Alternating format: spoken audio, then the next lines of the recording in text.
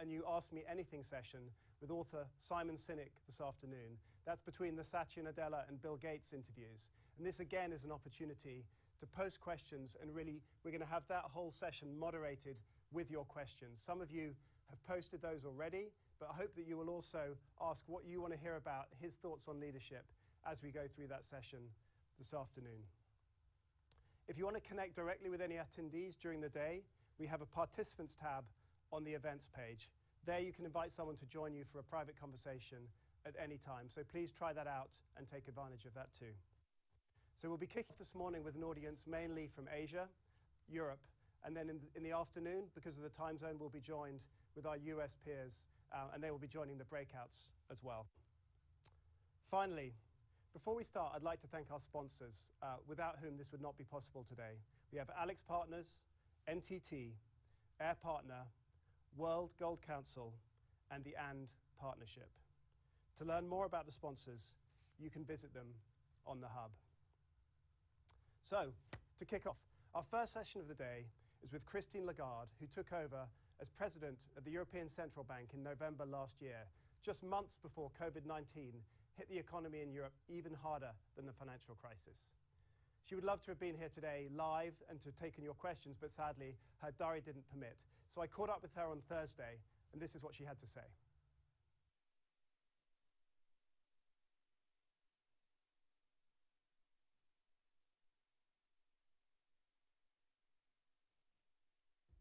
Good morning, Madame Lagarde, and thank you so much for joining us ahead of the CEO Council on Tuesday. I wanted to start, if I could, with the economy. You said this week that the recovery remains incomplete, uncertain, and uneven, with consumers still cautious and businesses wary of making investments for obvious reasons. Now that infections are rising again, can you just elaborate on what you're seeing during this period of increased infection?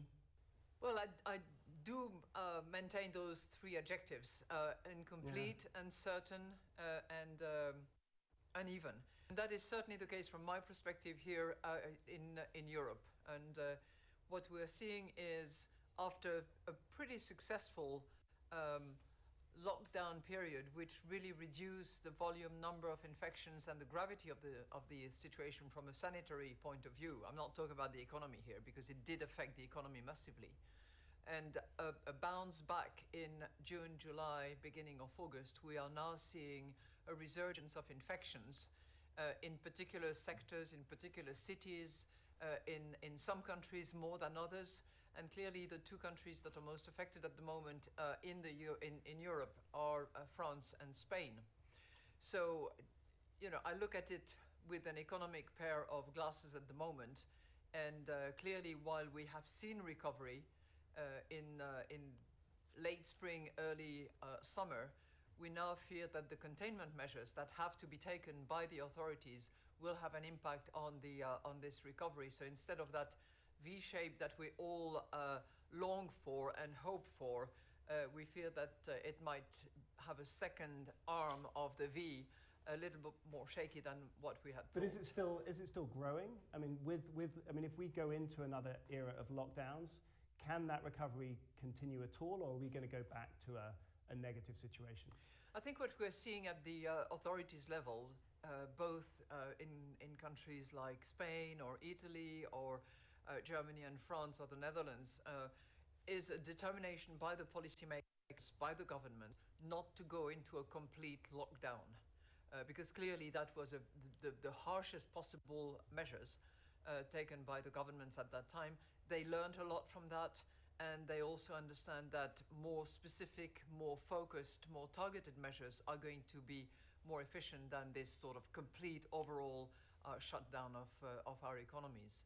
So that's what they're all committing for. Chancellor Merkel a couple of days ago said that expressly, and said that she will do everything she can in order to avoid a lockdown. This is clearly the position of the French government as well. But it will have an impact on the economic recovery, let's face it. And a vaccine is obviously what we're all waiting for and hoping for, one that is effective and is widely used. If we do get that, and people are able to withdraw some of the programs to keep people employed, etc., how deep is the scarring that we're going to have whatever happens at this point? Well, in the forecast that we have prepared, that was last revisited in September, we do anticipate that a vaccination will be in place in the middle of 2021. But it doesn't mean that the economy is going to be fixed instantly, because you need to roll it out, you need to make sure that people get the vaccination.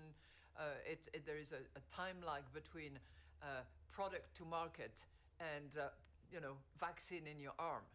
And sure. that clearly we do not see a complete recovery back to pre-COVID levels until the end of 2022. Now, let's face it, there is so much uncertainty out there that economists and forecasters in particular have a lovely time. They keep revisiting, they keep changing, they keep updating. They're in business, for sure. But to know whether it's going to be the last quarter of 22 or the third quarter of 22, one thing for sure is that vaccination is not going to be at the doorstep before the end of 2020, as some are forecasting.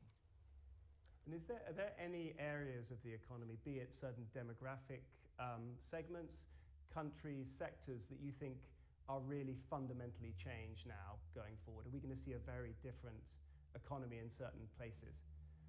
Well, the CEOs that are joining you will be even much better and more informed than we are. But what we are seeing from our vantage point is that some sectors are badly and seriously affected, and probably for the long haul. When you look at the transportation and mobility sector, in particular the aviation, sure. And anything related to that segment, when you look at the entertainment business, at the commodity business, at the hospitality business, hotels, restaurants, bars, all those sectors and everything that goes around and about them is going to be seriously affected. And are there segments of society, in terms of whether it's socioeconomic or others, that you think really are going to really struggle to come back from this? Are there any particular areas that you're worried about, not just a sectoral perspective, but from an actual societal perspective? Well, sometimes people think of Europe as the cafe society. There is clearly a change in people's behavior, in their attitude, in the way in which they relate to each other. They hang out, they exchange. But at the same time, and I don't want to look at it with a dark pair of eyes, there are also digitalization principles that are introducing themselves into our lives, that are changing the way in which we relate to each other. But it's transformational, what we are seeing at the moment. The impact of digitalization plus the green economy that is being supported and encouraged and incentivized by fiscal measures will change. These two directions will change European economies in the next few years. There's no question about it. And structurally, I mean, obviously one of the areas that the CEOs in this room will have seen is how technology has leapt forward. And obviously the big digital platforms, the big tech platforms sit in the US and in China, less in Europe. How much of a concern is it that Europe lacks those tech giants and that sort of lead in technology, if that's going to be the future?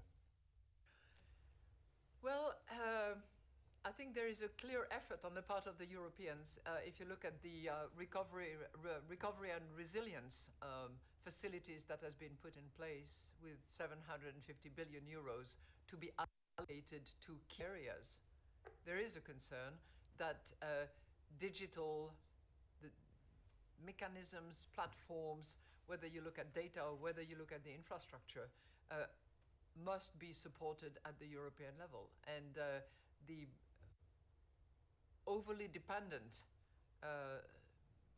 relationship that exists between Europe and those big tech that you referred to is a concern for the European policymakers. We've seen that, and it's part of the debate over here.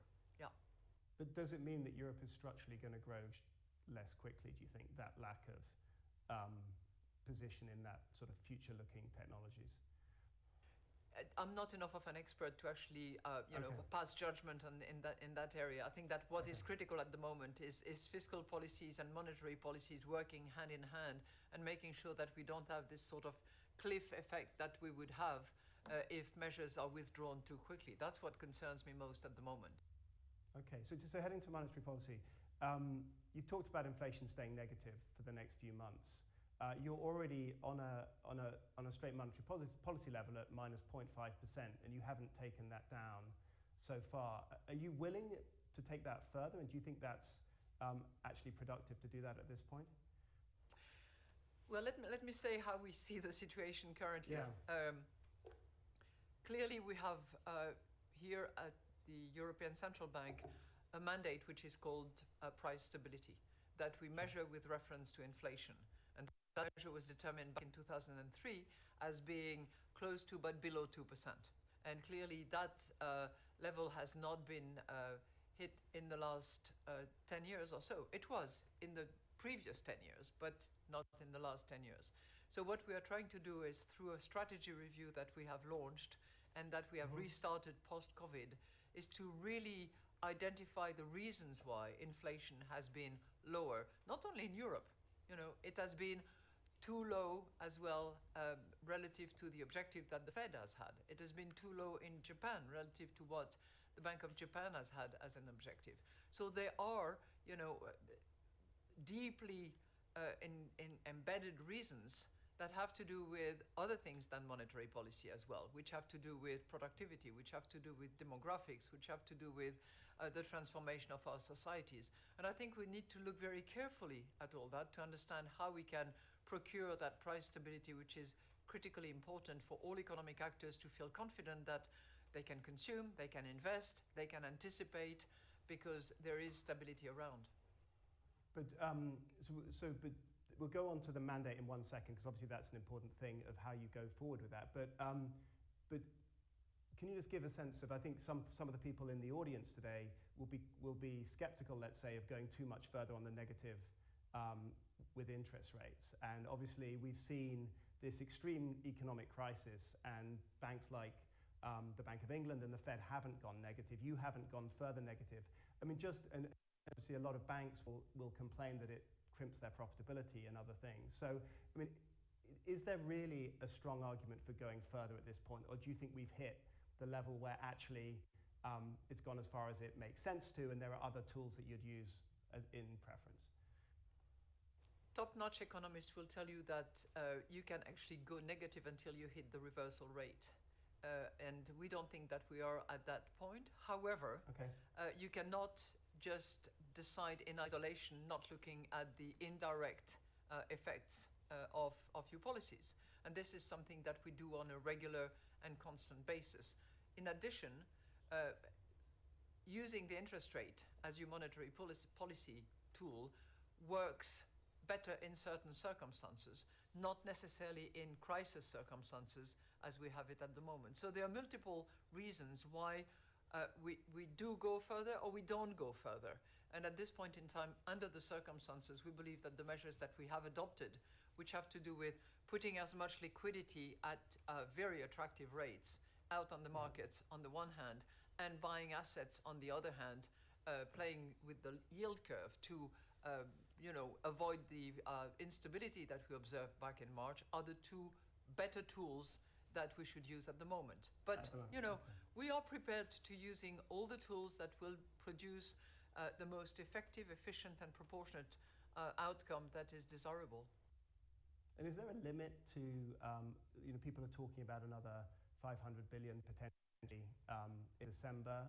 I'm sure you won't comment on that specifically, but I let people talk a lot. They do talk a lot, they do write a lot, and they only segment this or that which suits them.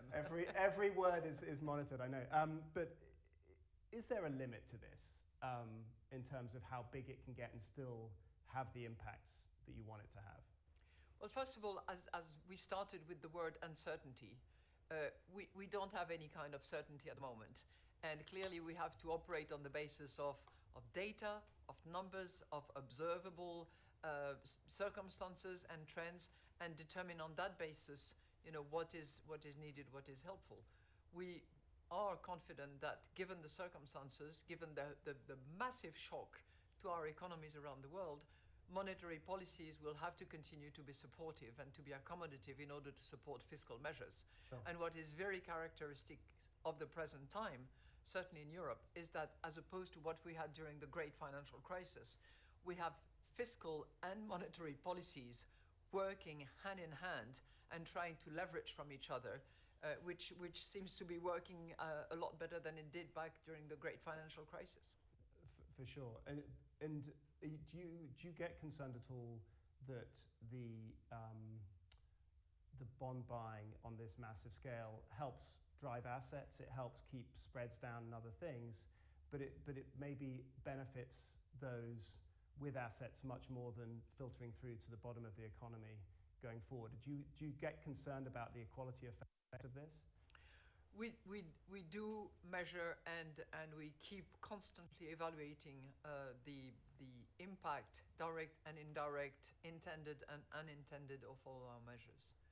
But it is clear that under the circumstances, we had to use those two major tools in order to support the economy and in order to respond to the mandate that we have, which is price stability. Let's keep in mind one thing, because you always have to operate on the basis of counterfactuals in that field. If what we measure at the moment is the impact of what we've done so far, and what we measure is an increase in GDP cumulated over 20 to 22 of 1.3%, and an increase in inflation over the same period of time of plus 0.8%. If we hadn't done what we have done, GDP I hear you, Oliver, I don't hear Christine. 1.3% lower, inflation 0.8% lower. I think that in and of itself, and the impact that it has on employment, on keeping companies open, on making sure that credit flows to the economy, is sufficient for the moment to justify that we keep at it in order to make sure that the economies go through that period of recovery and get back to the shape they were in pre-COVID. But just to be clear, these numbers, you think they can still, if necessary, obviously go higher or go in different directions from here? It's not like there's some level at which it just gets too big to be effective. If you're talking about the numbers of 1.3 and 0.8 of added GDP and I'm talking about the numbers of bond inflation. buying. I'm talking about the actual sort of intervention. Look, we have a policy that is currently accommodative and that is using those two big tools of long-term refinancing of the economy on the one hand, and asset purchases on the other hand. And that's on the back of other tools that have been around for a long time, which you alluded to, like negative inflation rate, like forward guidance. We will continue to use all those tools and we will recalibrate as necessary. I mean, this is really, we are sort of economy dependent. Good. So going back to your mandate quickly, early on in your tenure back in March, you said that you weren't here to reduce the spreads of borrowing costs between No, I said I'm not here to close the spreads. That's what was said. All words matter. Okay, good. So can you just clarify what your position is in terms of the role of the ECB in creating market outcomes and closing or kind of having a view of where those spreads should be? Because I think this is obviously something that the market reacted to aggressively. There's been a lot of talk about that since, but can you just give sort of clarity on exactly where you stand on the sort of what Mario Draghi used to call the sort of whatever it takes when it comes to keeping spreads together, keeping the euro together, etc.? Look, the mandate is price stability.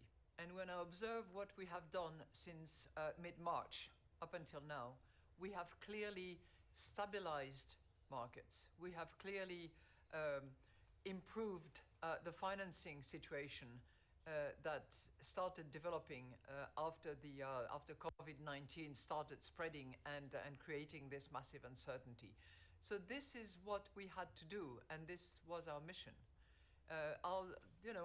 I believe that it's completely visible in both the bond yields, how the risk of fragmentation has been massively reduced, how financing has been restored almost to the pre-COVID times. And you observe that both in the sovereign bond yields, but also in the corporate bond yields as well. So I think our action has been exactly what it should be under the circumstances. And we stand ready to address the situation as it develops and to calibrate and recalibrate what should be calibrated or recalibrated as needed. So going back to your point, just to say I can interpret this, you're not there to close. No, I risk you say because reduce. everybody is so cautious with my words. I'm also very cautious with the words that were used. Yeah. So at the time the question was, are you here to close spreads? Okay, okay. And to what extent do you, some members of the committee will talk about, for example, Jens Weidmann has talked about the risks of becoming too entangled with politics and too close to sort of political outcomes. What you're doing. Do you feel that that is a concern at this point as you get more intertwined with some of these issues, or do you think you're still well clear of that? I think we're very clear of that. I think that the independence of the central bank is a major asset and a guarantee of the role that we should play in the economy for the European citizens. And I observe that given the fiscal tools that have been used in the last few months, we are probably in a much better position than at a time when fiscal was tightening as opposed to expanding back in the post-crisis and post-European debt crisis.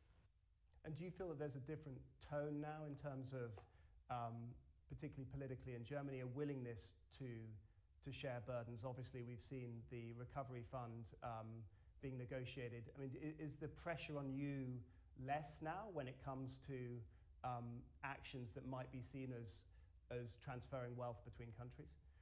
You know, to use another often quoted sentence, we are not the only game in town anymore. Right. That is very clear. Fiscal and monetary operate hand in hand in order to address the situation. And I think that, you know, given the exogenous nature of this enormous shock, there is also a sense of, you know, we are in this together and we'd better get out together. So is that a silver lining that actually this has been working better in tandem than it did last time round? And do you have a sense? I mean, the new recovery fund, from where you sit, because you obviously have a lot of political experience as well. I mean, do you think this is a precursor to a much tighter union fiscally? Is this? I mean, people have talked of Hamilton moments, etc. I mean, do you see this as the beginning of a much bigger journey, or do you see this as a one-off? Europe will always have a long journey, no matter what. But I see that as a clear demonstration of the fact that when Europe faces a major crisis, it has the strength to pull all that together and to respond adequately. Okay, but just to go back to the question, I mean, do you see this as being something that will be taken forward? It will, you know, look, there will be learnings from that experience. And there is a tool that is now in the toolbox that has worked, that is going to be deployed, and that, you know, could be used again in similar circumstances. But we are on a long journey, and that's how Europe has been built over the last 60 years or so. So just a couple of final questions. So one of the things that has happened this year during the crisis is the euro has actually strengthened a bit, and people have become, in some cases, concerned that that is effectively a tightening of monetary policy. The Fed has come out and said they're going to target inflation on an average basis. So if you undershoot, you can maybe overshoot going forward. Are you willing to follow the Fed with that shift of mandate as you go through your strategic review? And then sort of related, how concerned are you about the euro and the strength of that? But let's start with just the mandate question. I know you've talked about this a little bit recently. Is that your goal? Would that be your preference, to sort of follow that Fed perspective of being able to open a bit if necessary? You know, I think the issue of symmetry has been affirmed, reaffirmed, re-reaffirmed over the course of time, and it is certainly one that we will take up and we will try to reinforce and be as convincing as possible in that respect. And we take note of you know, what the Fed has revisited, what it has communicated, but we're going to follow our own course. We have a strategy review that is underway. A monetary policy union is different in many ways from what the Fed deals with, and we have to, as I said, turn every stone and come to our own conclusions as to what is best for the European citizens in order to respond to the price stability objective that we have. Now, your hints were that maybe you'd be open to that. That's kind of an attractive thing to at least investigate. Is that right? Which one? This idea that you might be willing to change the mandate slightly to be allowed to go above 2% if you've been well below. No. The mandate is the mandate. It's in the treaty. I'm not proposing to change the treaty. I'm not that ambitious. So price stability remains what the mandate of the European Central Bank is. And as far as exchange rate is concerned, we don't target it. And we try not to talk about it, actually. This was a G20 commitment, and we try to play by it. Now, having said that, when we consider inflation, when we consider price pressure, obviously the appreciation of currency relative to the other is going to have an impact. That's obvious. And we are very attentive to it, and we look at it carefully. And when you say attentive, are you willing to take action if you need to, or what does that actually mean? We are very attentive. Good. Final question. We have quite a few British-based companies in the room today. Obviously, we're in the final stages of trying to have a Brexit deal agreed. Are you at all concerned about the potential financial ramifications of that not happening in terms of stability?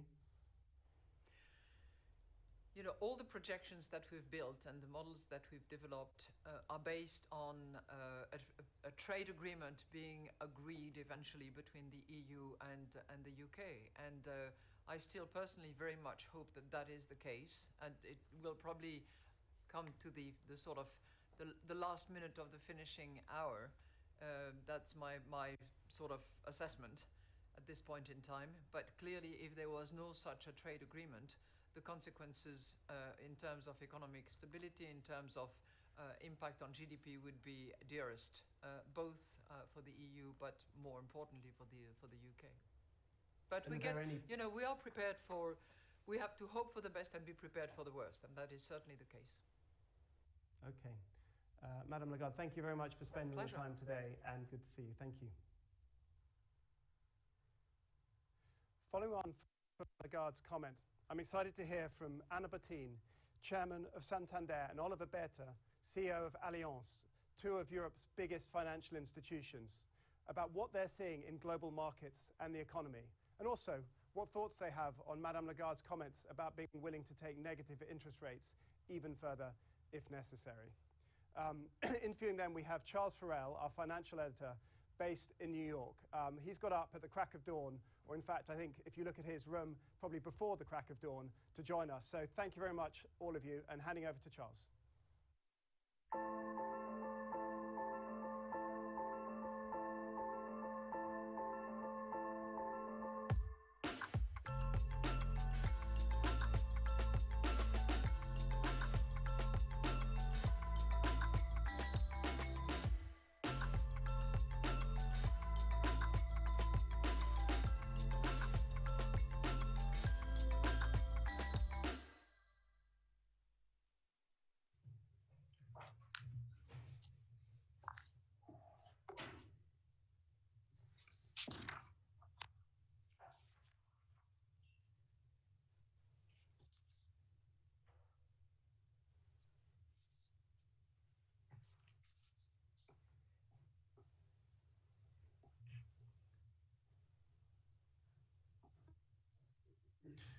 Good morning, and Oliver, Anna, thank you for being here, wherever here is, whatever space we're in.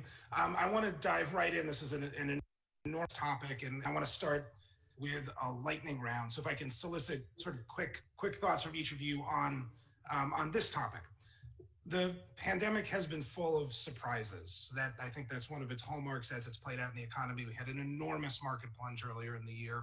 We had a swift rebound. We have Tesla trading at billions of dollars. You both run big global businesses. You see lots of things across the world. Tell me what you're seeing, what sort of economic activity you're seeing. I'm interested in surprises, things that have surprised you, both good and bad. So maybe one good and one bad from each of you. Anna, you want to start? Just a good surprise you've seen in the economy and a bad surprise you've seen as you look across your business. And with you, Charles, and everybody else at the Wall Street Journal, and thanks for inviting me. So I'd say on the positive side, and I guess this is something which is maybe not sort of generally accepted, is that the pandemic is having different effects on different economies. So for us, at least, it means that our diversification works even in the middle of a very, very extreme crisis where technically all the world is connected. So this is the first thing. There's a very different effect on the economy, whether you think country by country, where you think sectors, where you think products or types of consumers. So that is good news for us because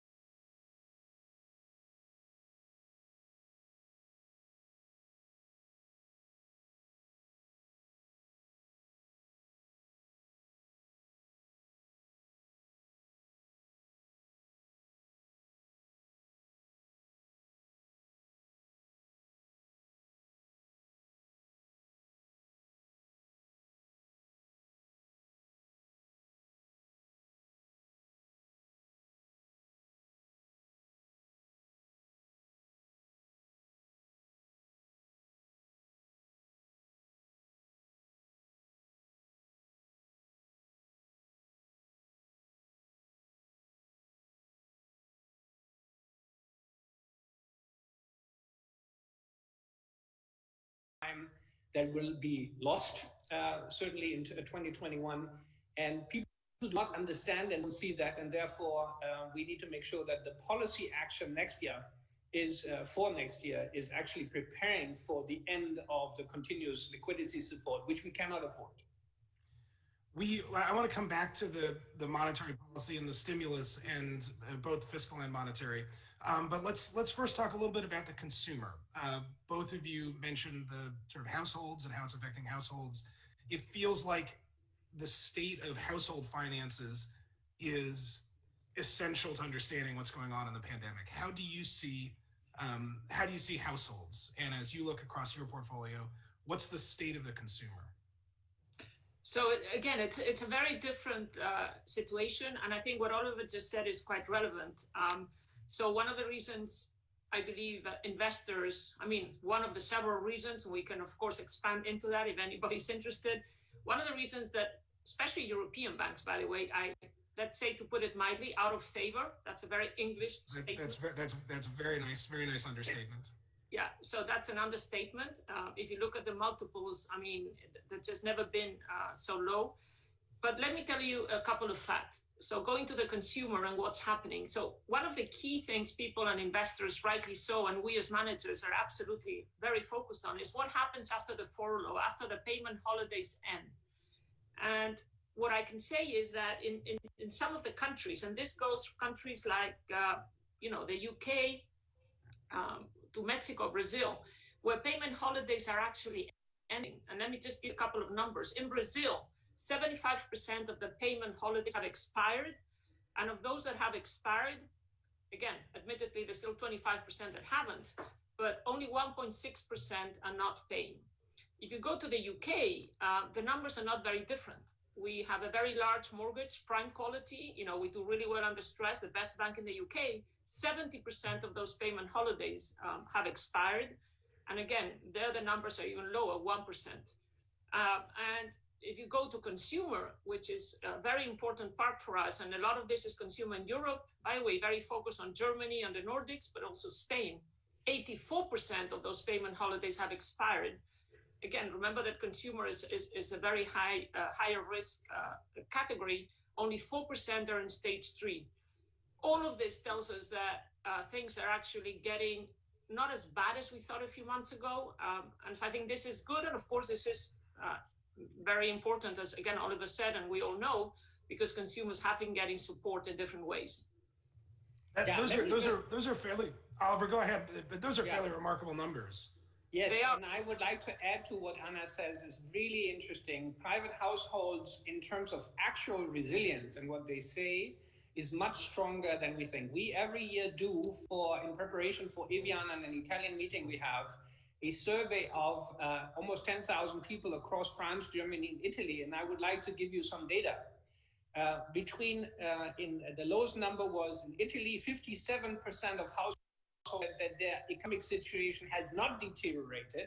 Only 34% in Italy said has deteriorated. And when you ask them, do you fear unemployment or massive economic shock, is only half of that. So it's about 10-15% of the population. It's very significant, but far below the numbers that you typically get in some parts of the media. In Germany, the number are even higher. It's 65% of 2/3 of Germans say the economic situation has not deteriorated. 10% actually said it has improved because of the support.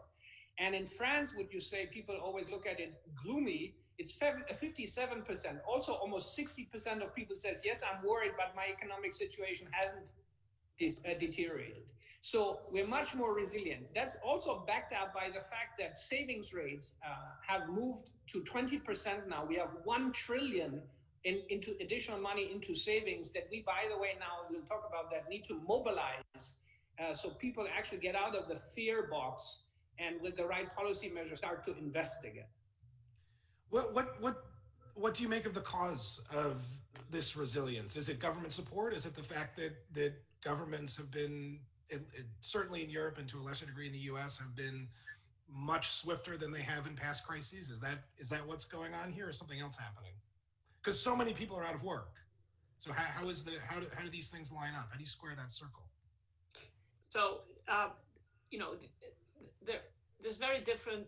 I think there's, depending again, I think we cannot generalize. So I think countries, sectors, customers, and different products are very different across. So we're giving you a high level. Then you have to go down, because there are people that are really suffering and companies that are disappearing. So at the end, if liquidity is ample, and I think again, Christine Lagarde but all the central banks have done a great job of doing enough. I mean, I guess even more than enough, and fast and coordinated. So until now, this has been enough. My worry is what happens from here on. And my worry is that we're going into a second wave, potentially even a third at some point, where things could get much tougher. And that's where we have to be very careful that we do not withdraw stimulus or support too early. At the same time, I think it's very important we support companies that deserve to be alive, and we're not just giving everything the same to everybody. And and allow me here to say that that's where the private sector has a big role to play, because if you just have unlimited liquidity support for everybody, saying, I'm talking now about more companies than people, I think that's where we could have distortions down the road. But I think so far it's been mostly because liquidity in the short term is the answer. It's been ample, it's been quite coordinated or very coordinated across the world. We now need to ensure that, and this is where we have a problem, because this is a global health crisis. Even within Europe, the rules are so different. If I go to Germany, I think it's 5 days I get a test. If I go to the UK, totally different. Spain, totally different. So we need to really have a bit more coordinated approach to the next 10 to 12 months. Give us a little bit more on Spain. What's going on there? I mean, obviously the virus is spiking. There's a second wave there, but also some of the economic numbers are pretty worrying. The PMIs yesterday were deeply contractionary. Why does Spain appear to be in deeper trouble than some other European peers? Well, I think it's the trouble is very much related to what type of an economy we have, and of course our economy has a significant part depends on tourism. And unfortunately, even though we opened up in June, midway through July, different European countries started applying very large restrictions to travel to Spain. And that's why I'm saying it's so important. We have a coordinated approach where there's a range of options, but at least it's not sort of, very different approach to what is the right path. What I call is living with the virus. So this is one of the reasons. The other one is also because our economy is more dependent than, for example, Germany, on the very small companies. And this is one of the structural changes we need to make. We need medium-sized companies that are more resilient to crises. Having said that, there is also an aspect of types of government support, which have been very different across the world and even across Europe. Now, the good news is that the government support that has happened in Spain has been very effective. And so we are managing to keep alive companies that deserve to be kept alive, because we've worked really well, the private sector, the bank, with the government. So if you look at the effectiveness and how fast liquidity has arrived at the smaller companies, Spain is, I think, ahead of every other country in Europe. Even though the amounts were smaller, the effectiveness and how fast we got 100 billion, close to 100 billion euros to the small, medium-sized companies very fast. What you're seeing now is really the second wave, and that's where we need all of us to really work at it. And to me, this is the number one priority. How do we have, let's say, credible measures that protect citizens, but also protect the right jobs and the jobs we need to protect? And that's, again, if we believe that Germany can do something and Italy or Spain something else, we're all interconnected. And so we all need to work together on how do we work through this next 10 to 12 months in a way that is the best way possible and coordinated in a way that allows us all to get out of this in the best possible way and saving the companies that need to be saved. Yeah, let's talk about support and the private sector's role here. You both have alluded to this a little bit, that one way to continue the support after the current set of support measures expires is to just extend it and keep giving more unemployment insurance and keep doing what's been done. I think both of you would argue probably that something different needs to be done to make investments that change the way the economy is structured, the economy is functioning. Tell us a little bit about what, if you were in the Chile or wherever, what sort of support measures, how would you design a program? Oliver, we'll start with you. First of all, I don't want to be in the chancellery, and I don't think that anybody would ever elect me for that. But if I could give some personal advice, the way I would think about it is we need to really mobilize the private sector now. There's two risks. The first one is psychological. Societies get, over time, and you see that in France, used to that they believe the state will solve all problems. We all know that doesn't work. And when you start to then lose trust in the public sector, as you see that in Italy, you get to very different levels of problems. Second observation is what we need to do has to be both sizable, Charles, and it has to be sustainable. So I think what is the opportunity here is the vast majority of Europeans coming out of the same survey do understand that we need not just an energy transition, but we also need an economic model that is more sustainable. If you think about the fact that still a vast part of the European budget is going into agriculture and not into digital infrastructure, not into travel infrastructure, not into healthcare, then we really need to substantially reallocate resources.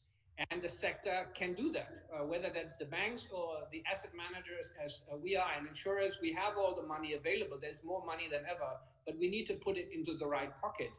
So as Christine Lagarde said earlier, we need to move from belief in monetary policy into really the right fiscal policy. The second one, I believe we're still used to too much money being spent on consumption. Unfortunately, it is in the DNA and it's in the system. People try to win the next election. So what they do is typically to dole out money for consumption, not for investment, right? Alone in Germany, almost 25% of the budget is now subsidies for the pension system that is unsustainable. Everybody knows that, but nobody is changing it. So what we really need is to use this crisis, and this old saying about never waste a good crisis, and then really tilt and pivot the investment where they need to happen and stop only funding consumption. And what are your thoughts on what should be the next wave of support? So I think very much linked to what I said previously, we need to get the EU funding to the right companies. And We need to work together with asset managers, with banks. I mean, for good or for bad, and this is something which going forward we should be able to change and have more capital markets, but I think the numbers are across Europe, 90% of credit to small, medium-sized companies goes through the bank. So the first thing is we need the banks to make sure, and again, this has been a success in Spain where we worked with the government agency to get 100 billion to the right companies. We now need to look at these companies, and just to give you a number, between September 1st and today, for 30 days, a bit more, we have spoken one-to-one with 52,000 companies in Spain. We have 4,000 people talking to small companies across Spain and other banks in Germany and other countries exactly the same. So we need European funds to go to those companies with some criteria. We need to work with asset managers to make sure that we put equity now, because liquidity has gone into these companies. A lot of them cannot sustain what actually is more debt. So we need, and this has never been done. I mean, it was done after the war. We need to find a way. And I think an example that I looked in the past was 3M in the UK after the war. We need to ensure that the funds, yes, go into the big projects, the public sector infrastructures. We also need to support medium-sized companies with equity or quasi-equity.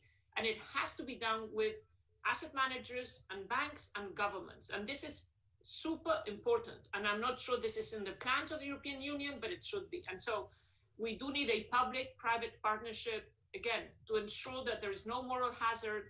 It's easy to help the bigger companies. I'm not even worried about that, because it will happen and the state will decide how they help the big airlines and all that. But how do you help the company that is, 10 to 15 million in Valencia, that is a world leader in non-chemical fertilizers? How do you do that? I mean, we're the ones that know these companies. We should work with governments. How do you support the 80 or 100, let's say, small nucleus of companies in different countries that we need to support with a different kind of instrument, which is not just debt and liquidity, it's more 5, 6, 7-year equity. Oliver, you obviously have a very large asset manager in your portfolio. What do you think of that idea of having targeted stakes in smaller companies? The issue is you can only do that if you're well diversified, and the access is through the banks, but absolutely we can mobilize the capital. There's two issues very carefully compared, again, France, Germany, Italy. I don't know Spain, but Anna knows that. The issue is also taxes, Charles. The reason why we have very well capitalized companies in Germany is that we are very careful to tax the equity that is in companies. In many European countries, there is very strong taxation of retained earnings in even small companies. That makes everybody take the money out of the companies and then they go bust when you least need it. So you cannot just put the equity instrument as, you need to make sure that the money stays there. And we have completely wrong tax incentives today. I'll give you an example. 40% of our taxes in Germany, income tax, are already coming from the 10% of the highest earners. And you have only 40 million Germans out of 80 million living in the country, plus all the foreigners paying taxes at all. I think the situation in Spain is much worse because of the very low income that the average household has. It sounds logical to tax sort of the rich, but if you do that in medium-sized companies, the money will go out of the company. So you need to find a better way to balance the taxes and to retain the earnings. So the point is, we need to not just put the money there, we need to make these companies more resilient, and somebody has to think this through. So if I may add one very important factor that I think I'm sure Oliver and others might agree on, is that at the end, and this is true for private sector companies, it should be true for EU and government funds, is we need a governance in each country that ensures that we are looking at these issues. Because I think, again, it's a relevant issue raised. We have different issues in Spain, not exactly this one, but others. So we do need to have these public-private programs ensuring we get, the equity or the funds that we have to the right companies. But we also need the right context in terms of the fiscal, of bankruptcy law, and many other things that are going to be affecting how we do this, and that we do this in the right way. So I think having a governance structure within the countries that ensures that this public-private partnership works well is essential. I just want to remind the audience, please, I see some questions are starting to come in, and we're going to get to those in a minute or two, but please Please send your questions. It's a related topic to all of this. I would say it's, at least in the US, there's a sort of fashionable view that among some that it doesn't really matter what you spend, that, you know, we have had in March, there were so many Fed facilities of hundreds of billions of dollars that I sort of lost track of them. There's been an enormous amount of spending by governments across the world, an enormous amount of monetary stimulus. And there's a view that there isn't really a cost. There isn't a cost down the line. There isn't a sense that the future will have to pay for what we're doing now. How do you feel about the possible future costs, if any, of what's happening now? If I may start on this one, there's the German view. Again, we have that in our survey. And we've asked the people, what are the EU recovery fund, to just one, is a boon or a bane, will that be an issue?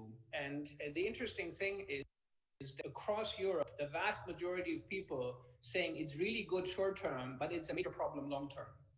You know, our people are apparently much smarter than the political class, and I say that with all due respect, because they say, you know, my children, particularly those that have children, it's very interesting. There's a massive divide between people that have children or no children. Those with children say somebody will have to pay the bill, and we do not want to continuously be asked to pay for those that are spending the money and then come to their neighbors and beg for more.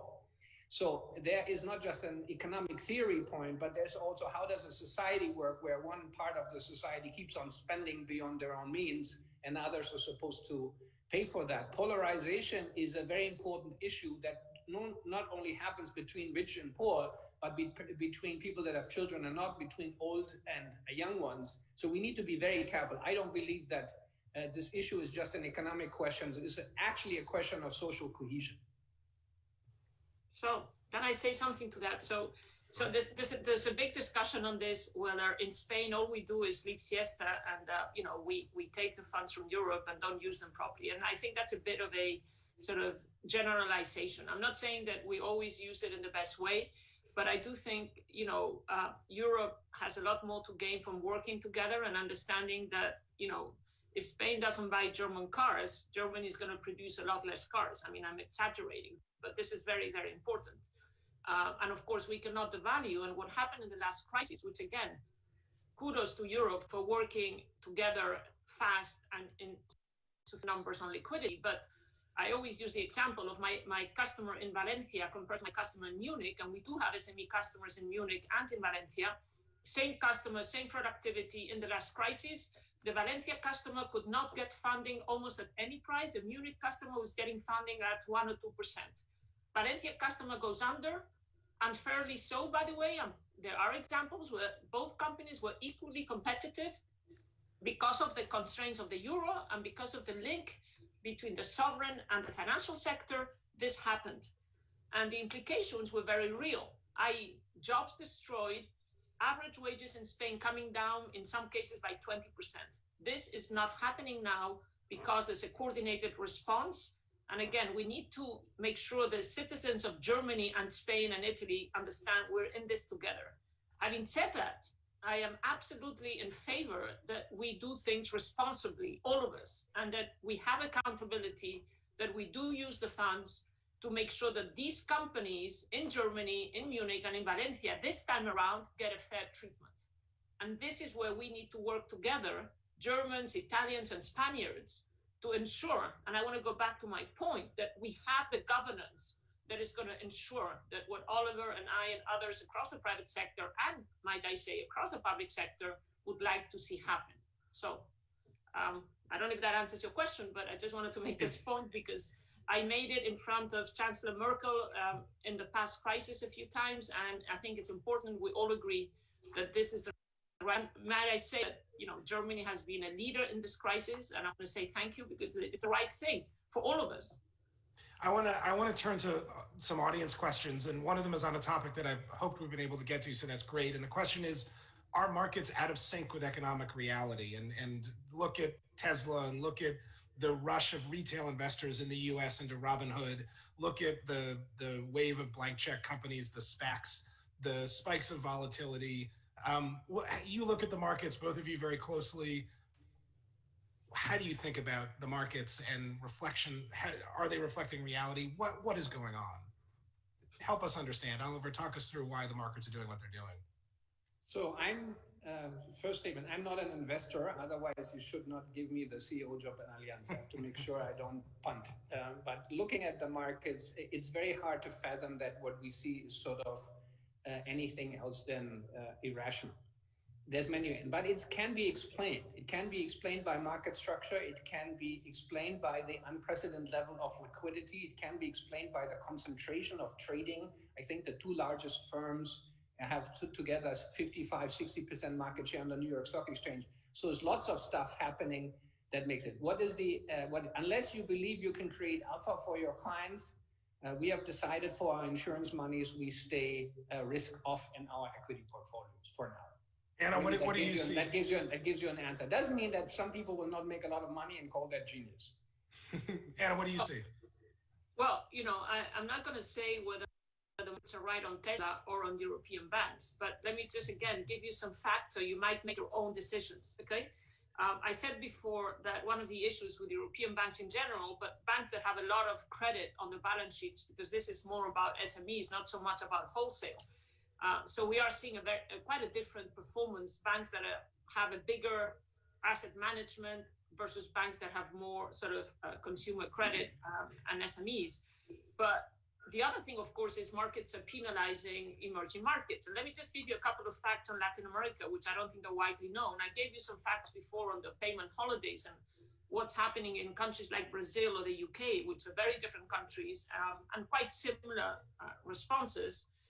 But let me just give you another fact, which is what is happening with credit demand, because I think that is very important in terms of how markets are valuing European banks. And the reality is that credit is going up. I said already a few times, banks are part of the solution this time. As of June 30, which is the numbers I can share with you as of now, Santander was actually giving credit for 1.6 billion a day. This is across Europe and the Americas, but just a couple of numbers of what's happening in August. Mortgage lending in Mexico, Brazil is growing by 10 to 12% year on year. Why is that? Because interest rates are much, much lower in these countries. You're seeing rates of, interbank rates of 2-3%, 5-6% in the case of Mexico, which means that you can actually apply for mortgages. I know this for Europe is because we get mortgages, for example, in Spain at 1.6, 1.7, but 12% mortgages in these countries is very attractive. So, by the way, this also helps the affordability and paying back. So it's a very different crisis, and I think markets are not understanding that, yes, of course, Tesla has a bright future, but you know what? Banks, European banks, and of course, I speak for my own that I know, we also have a bright future. And so there has to be this distinction and really understanding at a more granular level. Now, again, having said this, there's huge uncertainty in terms of what happens in the next, I'd say 6 to 10 months, what the permanent effects of the crisis are going to be on society and the most vulnerable. So I'm not saying we are totally out of the woods, but the numbers that we're seeing are actually better than we expected in spite of the second wave, even a couple of months ago. Anna, thank you so much. Oliver, thank you. This is a fascinating discussion. I could talk about this all morning, but unfortunately we have to go. Thank you for being here. I hope that the next time we do this, that I am able to come to, and you are all able to come to London and we can do it in person. Until then, I'll see you in the virtual space. Thank you so much, and back over to you, Thorold. Thank you, Charles. Thank you, team. Thank you. Thank you all very much indeed. A fascinating session. Still a lot of uncertainty out there, particularly for smaller companies and in the markets, but reassuring to see that you both think that consumers are in a fairly resilient place. So some positive news in all of that. Next up, we have profit versus purpose. A year ago, sustainability and the environment were at the top of the agenda for CEOs around the world. Has COVID-19 thrown that off course? Or, as one CEO recently said to me, the pandemic was a well-flagged risk that's come to pass and has caused chaos for the economy. Given that global warming is a well-flagged risk with potentially huge consequences, does it actually mean that people will now take that more seriously?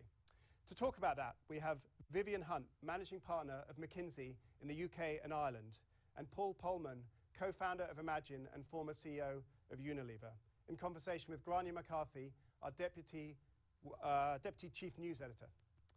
over to you.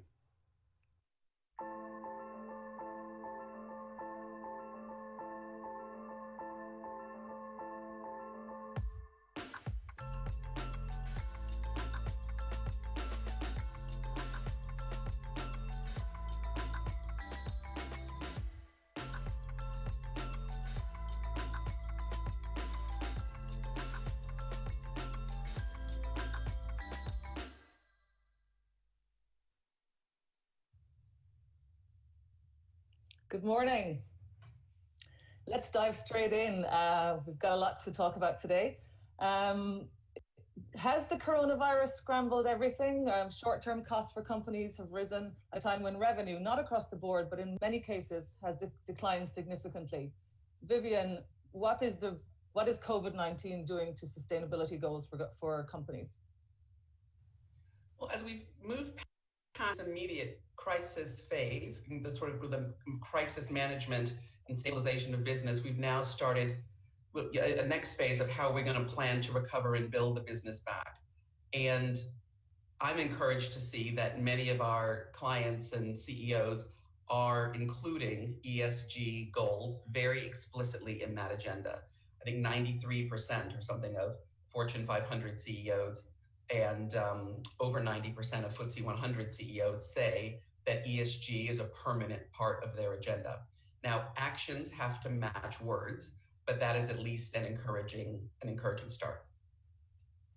How do you do that if you're on your knees, though? If I know certain companies are struggling, others I think maybe are seeing more of a medium-term blip. But Paul, how do you actually continue with this, big push that we've been seeing over the past, or certainly a year ago, in these very uncertain times? Well, there's no doubt that there is pressure on a lot of companies, especially the small and medium-sized enterprises. I was the chairman of the International Chambers of Commerce, and we have about 48 million companies. And the estimates are that 20 to 30% on the low side might disappear. So first of all, we need to ensure that the governments of this world continue to provide financing, especially trade financing, especially for the small and medium-sized enterprises. So there is no doubt that many companies are trying to not only save lives and protect livelihoods, but also ensure that their cash flow is sufficient of this crisis. Building on what Vivian has been saying, there is no doubt that coming out of this crisis, what we already are starting to see is that companies that were already operating under a multi-stakeholder longer-term model tend to do better. In fact, Just Capital released a study that showed that companies running their businesses on this multi-stakeholder model have outperformed over the last 4 years their least concerned peers, if you want to call it that way, by over 30%. We see the same happening in the financial market. In the last 3 months, we see more inflow in ESG funds than in the preceding 5 years. And again, it's purely driven by the returns. So I think that not only have we seen a validation of a more responsible business model, we've actually seen an acceleration happening in the marketplace. And that's only encouraging. The direction is clear. People understand why we need to do this. COVID has made clear that we can't have healthy people on an unhealthy planet. Now we need to all concentrate on moving to this greener, better economy at scale and speed. Yeah, I mean, the global, sorry, Vivian, go ahead. No, I was just picking up on why that connection might exist, because, the data set around the correlation of, let me put it this way, successful, high-performing companies do many things well, but manage complexity is also one of them. So if you think about managing the public health and humanitarian crisis, which of course is first and foremost, adding the economic crisis, no matter how your business is impacted, whether it's a fast growth technology platform that might have an opportunity to scale during the crisis, or airlines and accommodation, or the arts, which are really hard hit by the crisis and seeing demand in particular building back very slowly. So you've got those two variables, but businesses that are successful at managing multiple stakeholders and managing the complexity will be able to build in environmental goals, will be able to factor in the impact of technology on work. They will be able to think about social justice and inclusion as a business driver. They will be able to think about if they want to shift something in their positioning. So there's something about managing complexity and the volatility well that is a mark of successful companies and successful leaders. And you see that in every data set, certainly we have at McKinsey, as well as the ones Paul was referring to. Yeah, I mean, Paul, I know that you talk a lot and believe that businesses cannot survive in societies that fail. So should these large, well-run, multi-stakeholder companies have been more prepared for pandemic? And should this be actually part of sustainability planning in the future? Well, it's not only being prepared for the pandemic. The pandemic is a symptom. That's not really the underlying cost that we need to address. The underlying cost is our infringement on biodiversity and destroying the planet. Climate change is a good example of that. And ultimately, that has resulted in this pandemic. The black swan here is not the pandemic. We've had pandemics every 3 to 5 years. We'd have COVID, Zika, Ebola, SARS, and the list goes on. So the black swan is probably more the inability of governments globally to work together to do something at the speed and scale that is needed.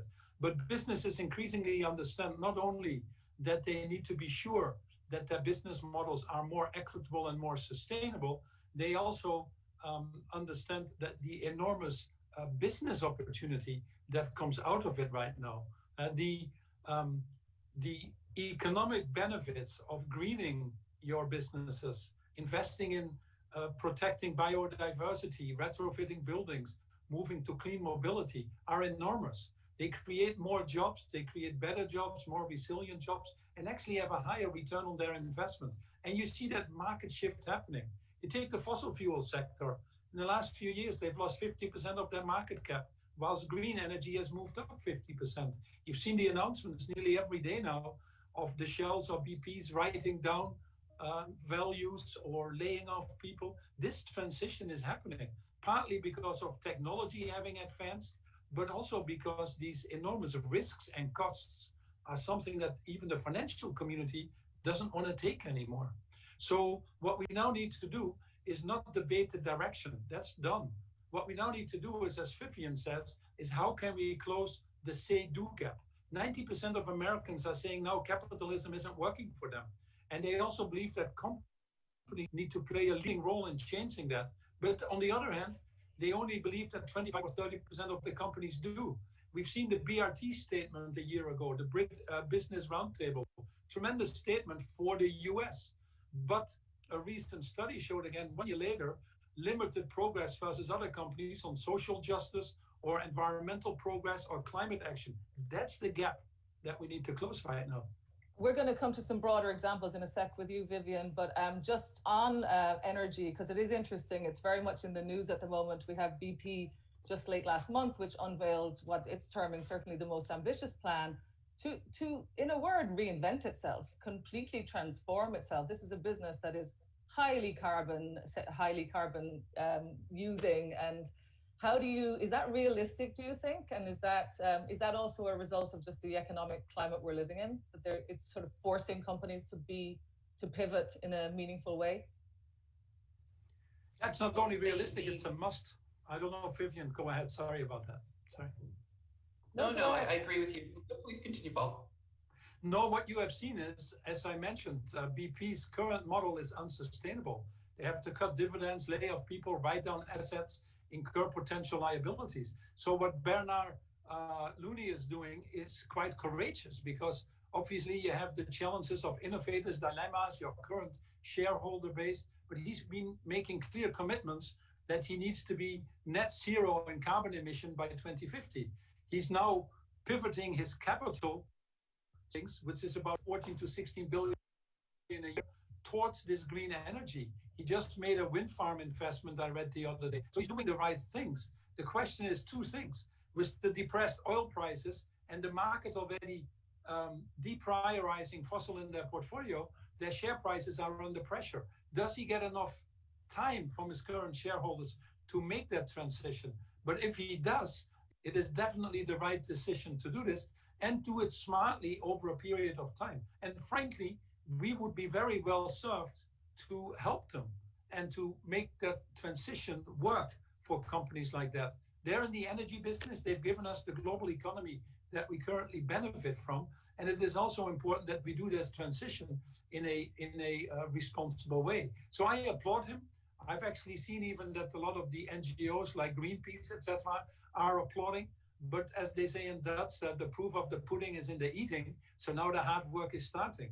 But there's no time to be cynical to them. I'd rather focus on the Exxon Mobils or the Chevrons that really are falling behind, that continue to spend money in lobby groups that are advocating to slow down or actions that are contradictory to what they're advocating themselves.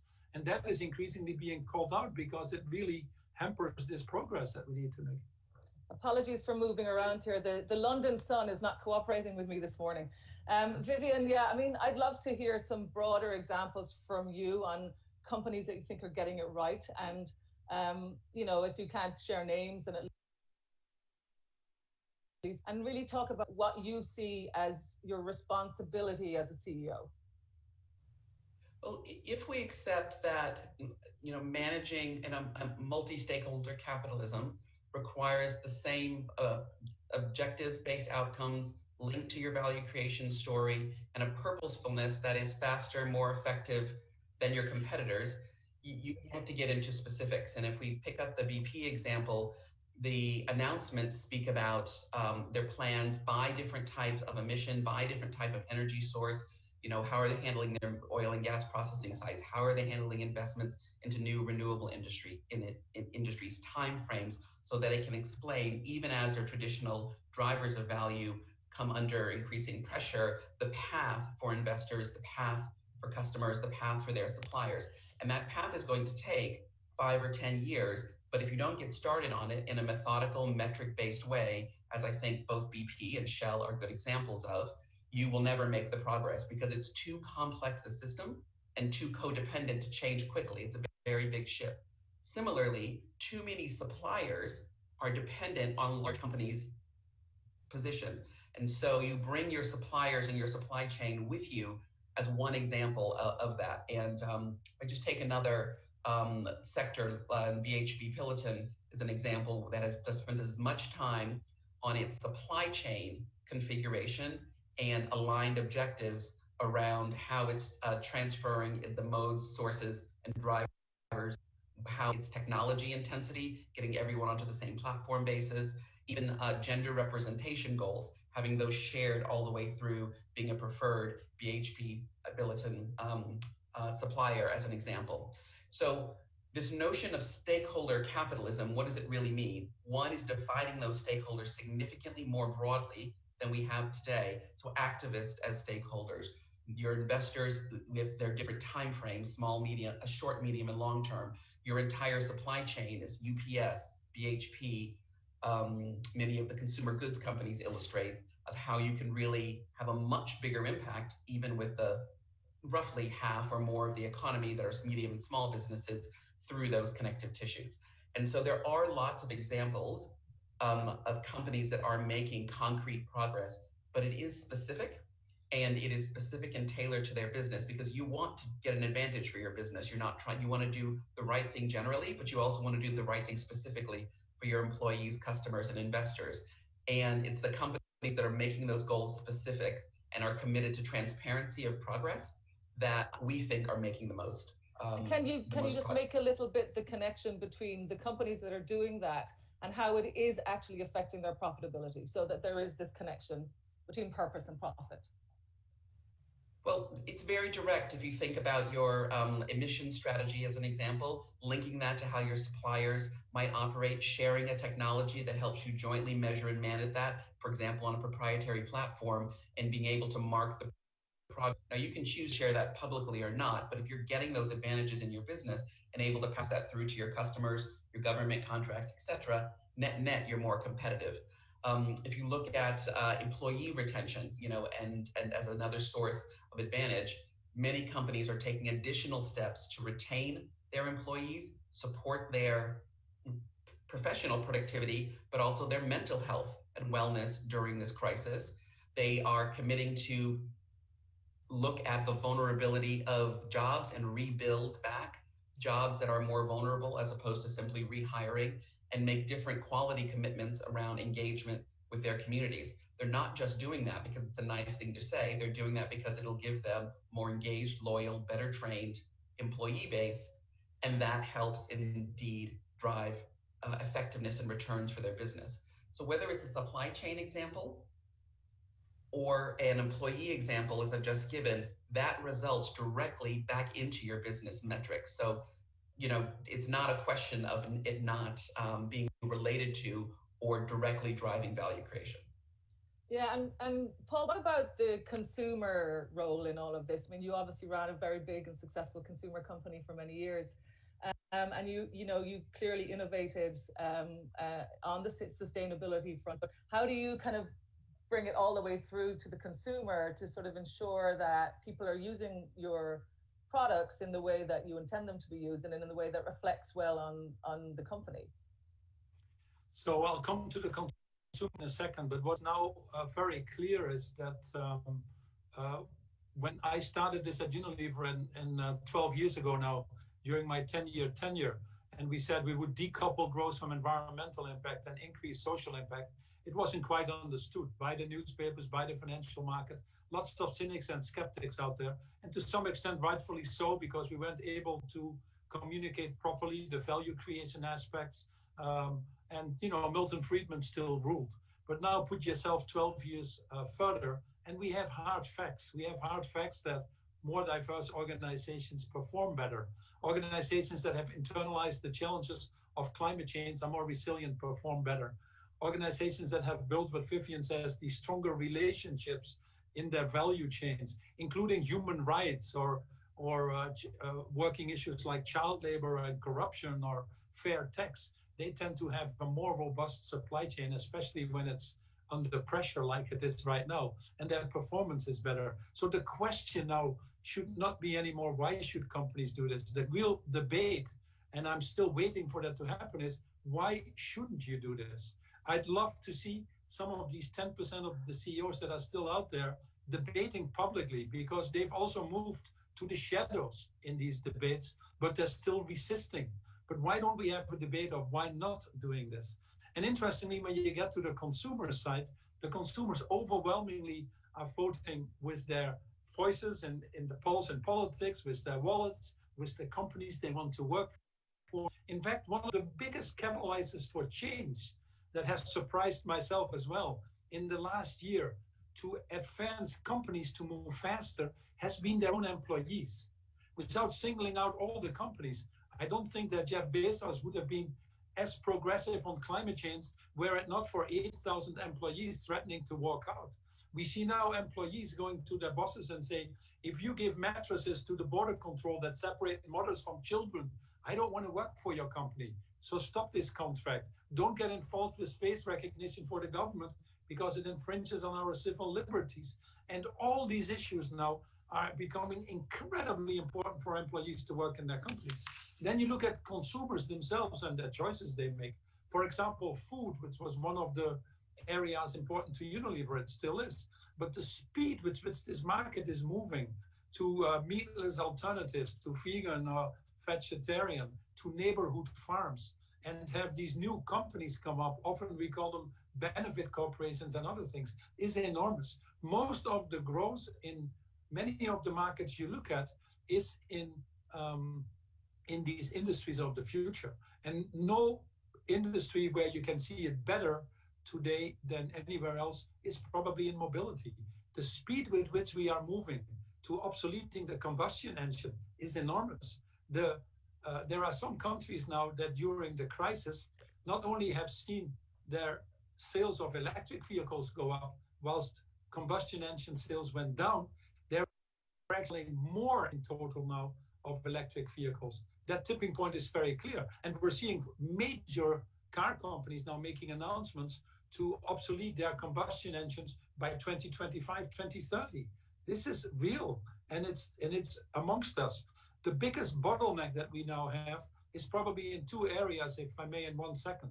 The first one is that we continue to live in a system where we measure the wrong things. If we only measure return on financial capital and not the social or environmental capital, we're in trouble. As I always say, as long as a dead tree is valued more than a tree alive, we're in trouble. So we need to change our accounting systems, and there's a lot of effort going into that direction.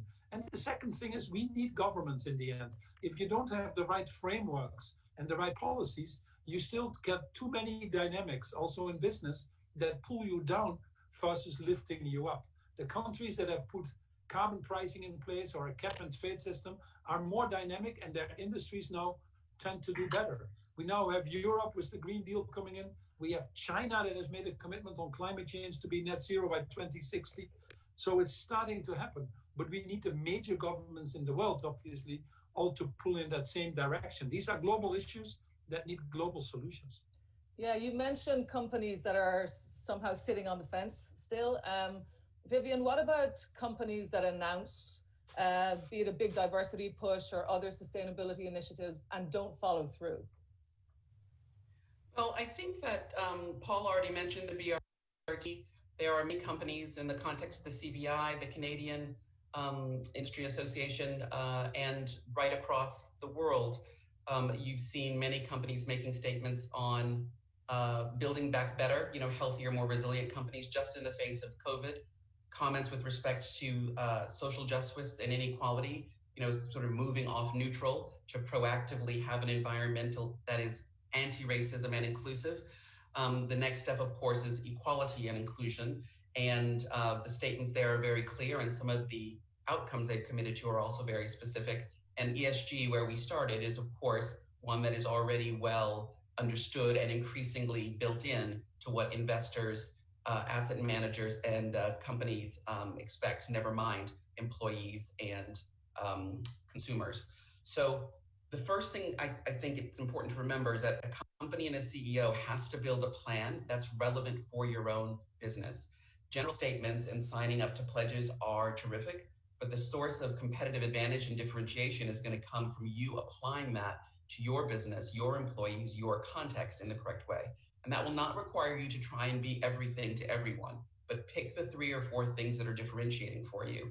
And when you look at the 1/3 of companies that have made real progress on diversity and inclusion, they understand the 3 or 4 aspects of multivariate diversity that drive value for their employees or for their customers. It's not a random walk or a guess. They've thought about that. They've tested it. They put it in a system. They have the right expertise. No different than any other capability within your company. You're not going to speculate or guess about an environmental and robust approach on that for your business. You're going to get specific about your value chain and what your customers need, your capital investments, and make it a real plan. So first is the statements and commitments are a marker of change. I do think 2020 is different because of the simultaneous shock of the health, economic, social justice, environment, technology, and geopolitical pressure we are all feeling. It's not only lives versus livelihoods, it is this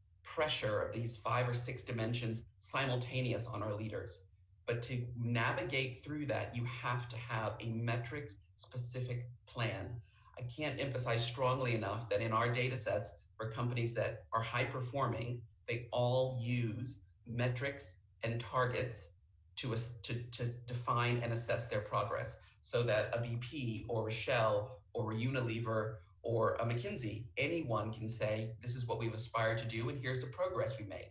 And the companies that aren't willing to put together specific plans and have specific metrics are much less likely to make progress. So 80 or 90% of companies are talking, which is many more than there were before, but only 30 or 40% are putting together the level of plans and specificity that are at the level that we're talking about this morning. And so my encouragement would be to drive the specifics that make your company sector more differentiated.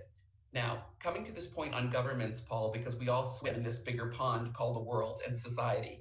And while some days I'm sure business people would love the luxury of just being able to worry about your business and nothing else, those days are long gone. And so there are some areas where either the cost of the changes with respect to the environment and the norms that government can, when led responsibly, set, can make a big impact on norms and changes. And that doesn't have to just be through restrictive regulations, but it can also be through positive incentives, tax incentives, and other things to encourage the right practices. So that's an example where governments can help us build back a more sustainable economy with the right incentives as we come out of not just COVID, but try and adjust to the technology impact on all of our businesses. Governments can be a force for good, but companies can do a lot, even if you're not in an environment where your government context is helpful. We are going to go to questions. We do have a couple of audience questions. Just before I do that, I want to just get a quick answer from both of you. You mentioned 2020 has been a bit of a chaotic year, Vivian. In the wake of George Floyd and everything that's happening in the US, are you optimistic of real change on diversity and as companies try and respond to this, both from their own employees and other stakeholders? Let me go to you first, Vivian. I am optimistic because the evidence base on the correlation with performance is very strong at an investor level, an asset management level, and at the performance of individual companies. Every sector, every company, and every country that we can look at, there's a strong correlation with that. And so the companies that include a multi-stakeholder agenda simply perform better. So I am optimistic that companies will follow that trend. Great. Paul, very quickly. Yeah, I would say it's too late to be a pessimist. So I would say I'm a prisoner of hope. And what is very clear with COVID again is it has exposed that 60% of the population in this world doesn't have a social safety net, that 1.6 billion are in vulnerable jobs, that most people who lose their jobs were the ones in the US earning less than 40,000. So this injustice that is there across race, across economic background, across gender, has to stop. We cannot create a world that is functioning if that isn't a world where we have dignity and respect for everybody, equity for everybody, and a certain level of humanity and compassion that has been missing. So if we bring that back, ultimately it's a human problem of do we care? Fratelli Tutti was just being issued by the Pope as its next encyclica, and it's worth looking at because its main emphasis there is that we need empathy and compassion. We know what we need to do. We have the tools. We certainly have the money. We now need the willpower to address these issues that we have been talking. Okay, let's take a quick question from the audience. How big a barrier is the short-term focus of stock market investors and the importance of stock options CEO compensation when it comes to making the right long-term decisions? I know you on your first day at Unilever, Paul, said you would stop issuing quarterly guidance and quarterly updates. We have just a little bit of time. Paul? No, very quickly, it is true that we've pumped so much money into the world that they're chasing returns. It's becoming shorter term. There is an uncertainty in the future, so that is discounted. It's becoming shorter term, and most of the CEOs will complain still today of that pressure. Yet we know that if you run your business for the longer term, you actually have a better return, and McKinsey has done a lot of studies of that. The irony of this current capitalism is that we actually now need patient capital to address these most urgent problems that we've talked about. There's a similar question on private equity. Vivian, I'll give you the last word. They're also very return focused. What are you seeing in terms of private equity firms in this push? Well, I think a recognition that the biggest impact they can have at this point is through their investments and their portfolio, touching literally millions of employees and billions of pounds and dollars worth of assets. And so have the courage to apply these business operating principles. What do the highest performing companies in our sector do? And apply that within our portfolio as a source of advantage and returns, because these things are correlated with alpha and high returns, in addition to being the right thing to do. And a little more courage, the same way that a CEO needs courage in bounded timeframes, responsible private equity can make many of the same moves, particularly given their high participation levels in so many sectors. Thank you both so much. That was a very interesting panel. I'm back to Thorold in the studio. Thank you. Thank you all. Plenty of food for thought there. Thank you very much for that. We're now going to go for a quick 10-minute break, so we're really keeping you at it today. I apologize. Please grab a coffee. Do go on the participants tab and try and connect with people if you can. And then we'll come back at 10 past to see Olaf Scholz, German Finance Minister and Vice Chancellor. Anders Tegnell, Sweden's state epidemiologist, and Demis Hassabis, CEO of DeepMind. See you in 10 minutes.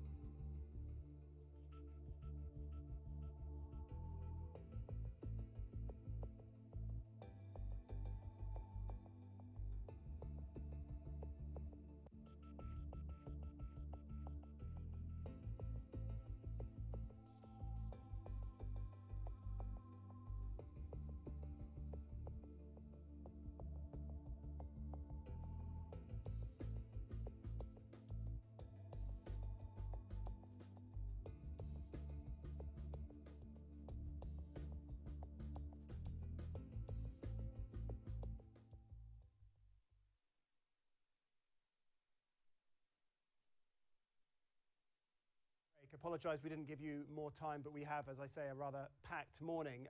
Next up, we have Olaf Scholz, German finance minister and vice chancellor. He's tied up in meetings finalising the coronavirus response with other finance ministers today, but he did carve out some time to talk to me last night from home. This is what he...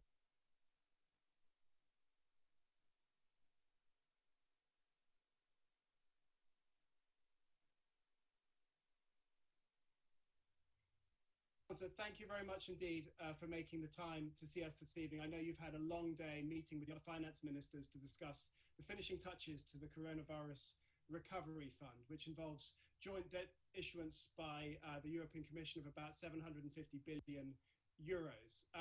You've talked about this being a Hamiltonian moment for Europe. Can you explain why it's more than a short-term fix for COVID and why it's a bigger Hamilton moment, which obviously was a moment where he brought together the debts of the whole US and mutualized them? So can you explain why it's bigger than just the COVID moment?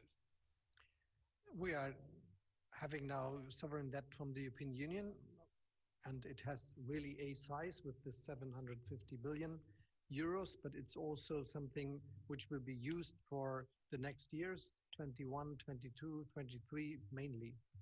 And but linked to that decision, there are two others. The one is that we will pay it back, and this will start approximately 2026, and it will take us some time, some decades, and that we will create, this is the second linkage, European own resources. So creating resources for the European Union, which are different to the ones we have today, is producing a fiscal capacity. And this is what I call this Hamiltonian moment.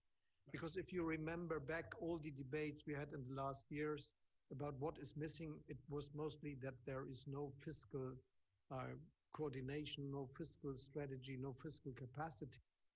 This is different now.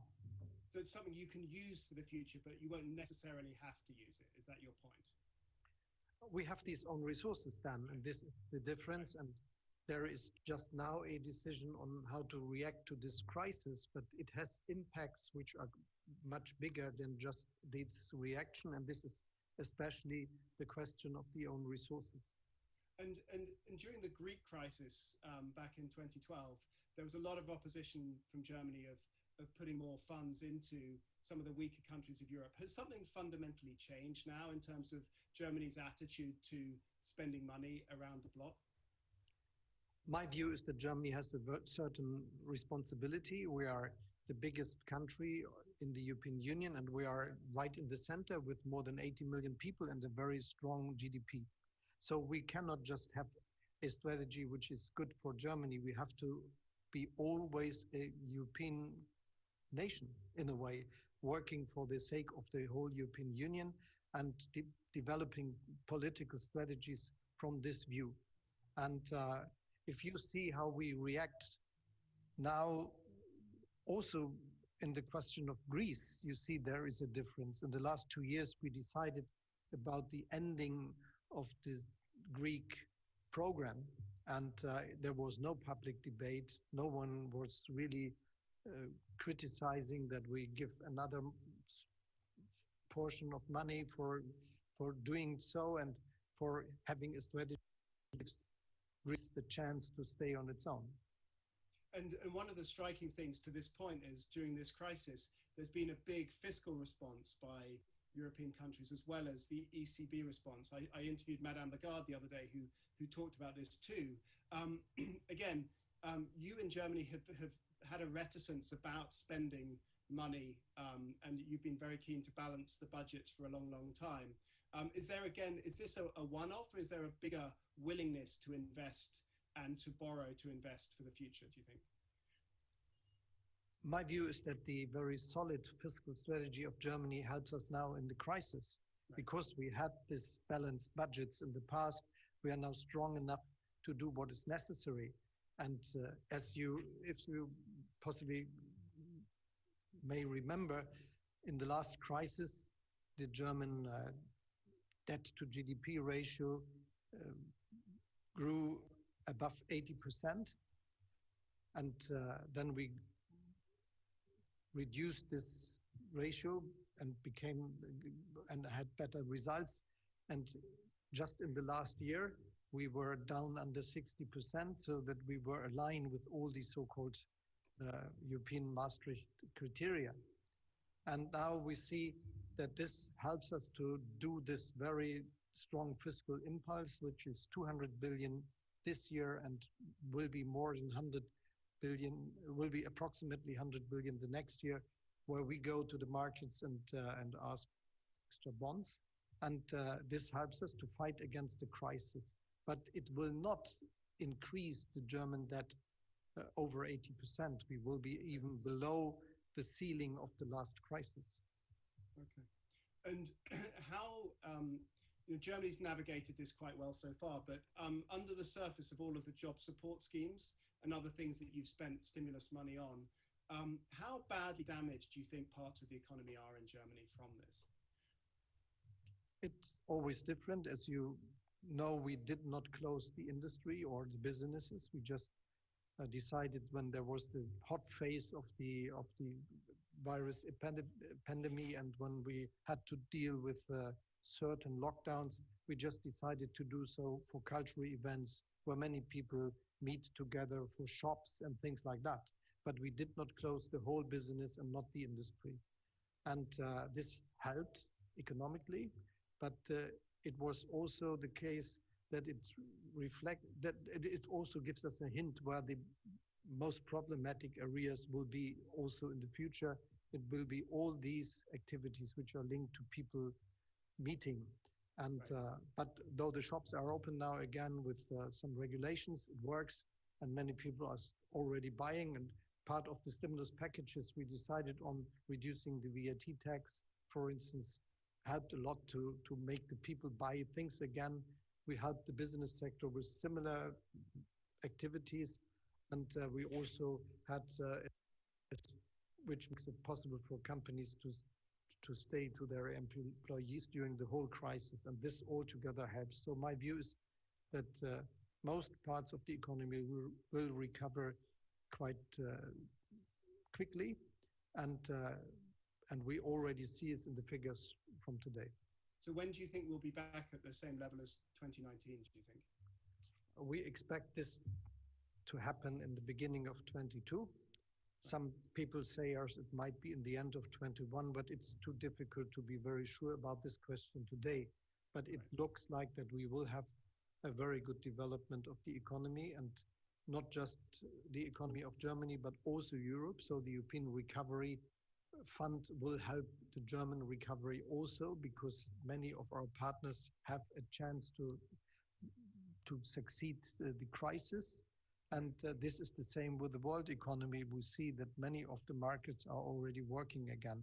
It will be a big question, and it will be never safe the next year, but it looks like a good development. And you, obviously, as you said, you navigated quite well the first time. You didn't have to close factories completely, and and GDP wasn't affected as some other countries. Are there lessons that you can give to the response in Germany, which also did quite well from a health perspective?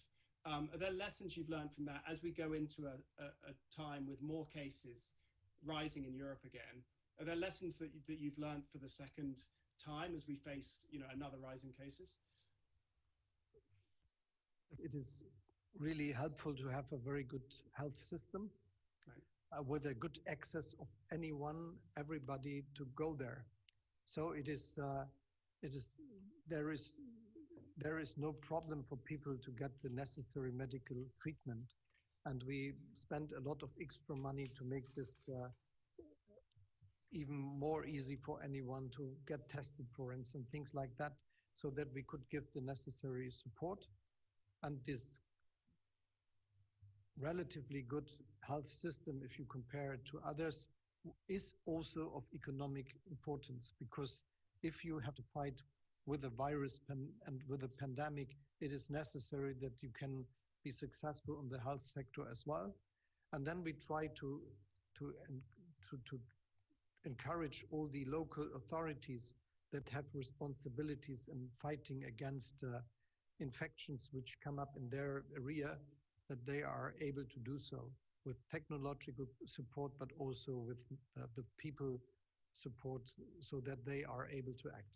And is there any scenario where you do a national lockdown this time round, or is that definitely not something that will happen? It does not look like. No, you never know, because this is a pandemic that hits mankind all over the world.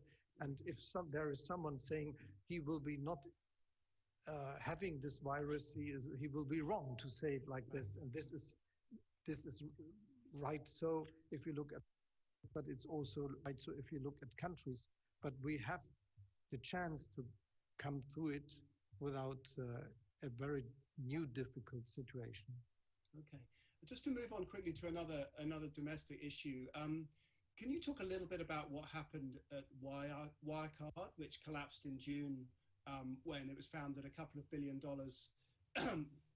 that was meant to be held in trustee accounts didn't exist?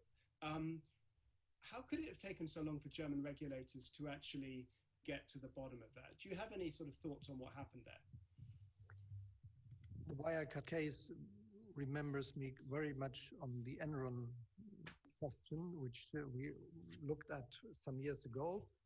And it is the same, that we had the accountant companies working intensely in this company, not seeing what happened. And we have to understand why this is so. So all the things we decided and we are working on will be how to make it easier that things like this will be seen first by the accounting companies, but also by the authorities. So they need more rights to intervene earlier as they could today. But did they make mistakes? I mean, there was a lot of talk about this, and it was written about in the Financial Times, for example, for quite a long time. And it took a long time for the regulators to react. I mean, what went wrong there, and what have you changed to make sure that doesn't happen again? So there were reports in the beginning last year, and right in February there was the decision of the authorities to have an extra accounting procedure to find out whether there is something true in these reports and to work on this question. But we now think that this is not enough. They need more chances to go into the company if they have some doubt about the company or something else. So we are working on legal changes which makes it more easy for the authorities that they can go into a company if they have doubts about the situation. Though we all know that this is in some cases a risk, because if there are just rumors and it's not true and you're doing this will have in any case an impact on the stock market, because anyone will know about it and anyone will look at it and anyone will ask a question what it is. But I think it's necessary that we have the right to do so, and this will be one of the legal reforms which I propose. And it's surprising to some people that there haven't been people who've had to take responsibility for that within BaFin. Do you just feel like they didn't have the right tools at their disposal, or do you think people actually made big mistakes here, in your view? I think it's necessary to have a very transparent debate on these questions, and we enforced anyone and supported anyone to give all the necessary information, not just to the public, but also to the parliament, because this has to be discussed in a democracy that is working. On the other hand, I think that we now know relatively clearly what are the main reforms necessary. The first is that we should have more changes in the accounting companies. It should be not always the same, or there should be shorter periods when they work in the public companies. And this is the same for the linkage between consulting activities and accounting. And then the third is that the authorities should have more rights to intervene if they have a question, as they have today. And this, I think, is the necessary reform strategy. Okay. Do you know, I mean, the one person who hasn't been found is the Chief Operating Officer, Jan Marsalek. Do you have a sense of where he is? No. No. Okay. If so, please tell me. We will. No, we're interested ourselves. But just moving on then to Brexit. Obviously, a live issue for a lot of the audience here who are running UK-based companies as well. Do you think that a deal will be done over the next few weeks? I hope so, though it's quite difficult because it takes so long time to get where we are today. Mm-hmm. But in the end, if you are a responsible politician, you have one rule: never give, and this is where we are. And do you think, I mean, is there a willingness in Germany at least to compromise on what seem to be the big sticking points around fishing rights and state aid rules? I mean, is there a willingness of Germany to kind of give ground if necessary? This is a European business, so please ask von der Leyen or Barnier. No, I understand that, but do you have a view within Germany of how you feel about it at this point, or are you just not willing? We have the view that this should be a European answer. This is a task of the European Union, and I think it is not making any sense if there are different strategies between the member states of the European Union. We have to coordinate our activities, and it is the responsibility of the European Union to act. And how do you see Britain's relationship with Germany emerging after this? I mean, do you see Britain going forward as a technology and business rival, or do you see it as a strategic partner and an important export market for Germany? So is it sort of an ally, or is it a competitor going forward economically? Our view is that we would like to continue the friendship between our country and the UK, and also between the European Union and the UK to add this. And yes, there will be some competition, but this is natural in the market economy. This is nothing new. On the other hand, we have good reasons for cooperation. And this is one point why I always argued it would be better if the UK would not leave. But they decided, and we accepted. Okay, all right. Another big export market of yours is China, and that's been a key area of growth for you. Given what's happening in the world around trade, and particularly the relationship between the US and China, are you at all nervous about being so reliant on China for growth and exports? We are not so reliant as the question asked. Gives the impression. Okay. Just to give you my view on the world we are living in, and which we will see in 20 or 30 years. I think that it will be not a bipolar world, as many people argue today, and a rivalry between the United States and China, similar to the one between the United States and the USSR in the post-war period. My view is it will be a world of then 10 billion people in 2050, with strong countries, and there will be United States and China, but still Russia. There will be all these Asian nations like Korea, Japan, Vietnam, Indonesia, Malaysia, India. We will have obviously one or two strong African nations and one or two from Latin America also. And seeing this, the big task of all of us is to make it a world that fits for all. They want to have prospering countries, and it's nothing where some tries to rule the others. This will not work. And just remembering the situation 200 years ago, GDP of China or India was 20% or so in the world. And we just go back to that situation. This is not a problem if we are doing our job well, and this in our case means to be at the front runners of technological development, and this means that we do this job with the European Union, because this is our answer to a world like this. And this 400 million people in the European Union and these nations there will together be strong enough for being not just reacting to the activities of others, but being one of the strong groups in the world discussing about the future of the development. So do you feel Europe's under pressure to sort of pick sides between the US and China? So my long speech was about giving the answer, this is not the question. Okay, okay. Well, we'll see. And it will be not. Okay, it feels like that at the moment, but yes. What difference do you think the US election will make to where that vision goes? When you have that vision, do you think that the election next month is an important factor in that? It is an important factor looking at the development of the world. We all know that the United States are a strong nation, powerful we have today, and they will be for a very, very long time. And they are a partner of the European Union and of Germany.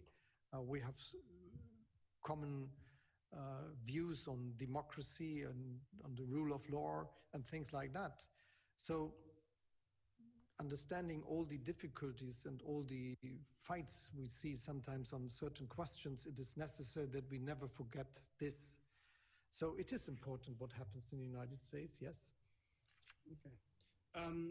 How concerned are you about technology transfer to China? I know that there have been certain rules put in place in recent months to protect strategic industries in Germany, potentially against takeovers. I mean, how concerned are you about that transfer of knowledge and technology that's particularly happened over the last few decades, but obviously is increasingly important today? We have to be concerned always in a question like this, and you know that we are still fighting for having good and pragmatic solutions in the trade relations between China and the European Union, and this implements the question you raised. And we need progress in this field, and we are asking for. And what do you think happens? You still haven't made a firm decision around Huawei and its presence in the 5G network. What is your perspective on what should happen there? I think we have to understand that this is one of the fields where technology is important for the further development. And at this stage, we know that there are also European companies that are front runners in the technological development, and this is something that should be kept and that we make it feasible. And on the other hand, we need something which is based on the idea of open markets. So when we are discussing, for instance, with China about our request of them being an open market for our technologies and without having problems with technological transfer, which is not legal, it is necessary that we act according to our own questions we ask others. So this is something, and you know that we will have a very good regulation on this question quite soon, which gives us all the measures to act if necessary. But how concerned are you? I understand from a trade perspective and looking after the potential for Europeans to be in that network and have the capabilities, but how concerned are you from a national security perspective of having a Chinese company running these very, very sensitive networks? This is something that has to be looked at. It's in the specific aspects of technological investment. I'm much more concerned as the public debate about the further development. If we understand that the next field in telecommunication will be Open RAN, as it is called, and that there will be more a software development, absolutely key, that to my point of view, this is something which is also something that is a technology and a software that is developed and understood and used in Europe. And so should it be in other places of the world that we are able to manage this. And this is the next question which is important. And my view is that this is a technology which due to the question of sovereignty, we could manage ourselves. Okay, but on the question, I just will ask you one more time of we've had a fear in the US around Huawei being in a network, and they've said no. We've obviously had this question around TikTok, where the US government has forced TikTok to divest its US business. Do you in Germany share the concern around access to data of a Chinese company, and it potentially with the fact that the state has a much higher level of control there. I mean, is that a concern of your own, or not really? It's always the case that when we discuss on the data, about data, that we understand that there is a lot of regulation necessary, and we have to understand the technological ecosystem of where the data are used, to be able to guarantee our people that their data are not misused. And I think this is one of the big chances of Europe, that we could be very good in protection and making it also a business question that this is working. And so I'm not just looking at this very special field, I'm looking into this question with a broader scope. And I think data protection schemes in any directions are important also for the future. And final question, and it kind of plays a little bit to what you've been talking about. If you look at the world today, the sector that has benefited most from coronavirus has been the technology sector. And you've seen technology companies in the US benefit quite dramatically in terms of the amount of business that's gone onto their platforms during this period. China also has a very powerful and fast-moving technology sector, less so in Europe. How concerned are you about that? And secondly, what can Europe and Germany do to change that dynamic? My view is that we have to invest into the infrastructure, that we have to make sure that we are able to do all the new things ourselves. If it is the question of clouds, if it's the question of artificial intelligence, if it is the question of quantum computing. And this is where we are putting a lot of money now from the German government, but also together as a European strategy to make sure that this is something we can manage ourselves, because this is our aspect of sovereignty. My view in this field is that if the world is running like it should, we will have successful companies all over the world, which are in other places in the world, but enough of them are from Europe. Okay, very nice. Thank you very much, Vice Chancellor. I very much appreciate your time, and thanks for joining us this evening. Thank you. Next, we have a session focused squarely on the virus response. Sweden garnered a lot of attention during the first wave of COVID-19 when it refused to follow other countries and lock down society completely. It even got somewhat of a cult following among some finance and business executives who wanted other countries to take a similar route. As cases rise again in Europe, we have Anders Tegnell, Sweden's state epidemiologist, here to tell us the lessons they learned from the first wave and how they plan to adapt that now that cases are rising again in Europe. To interview him, we welcome back Grania McCarthy, our Deputy Chief News Editor.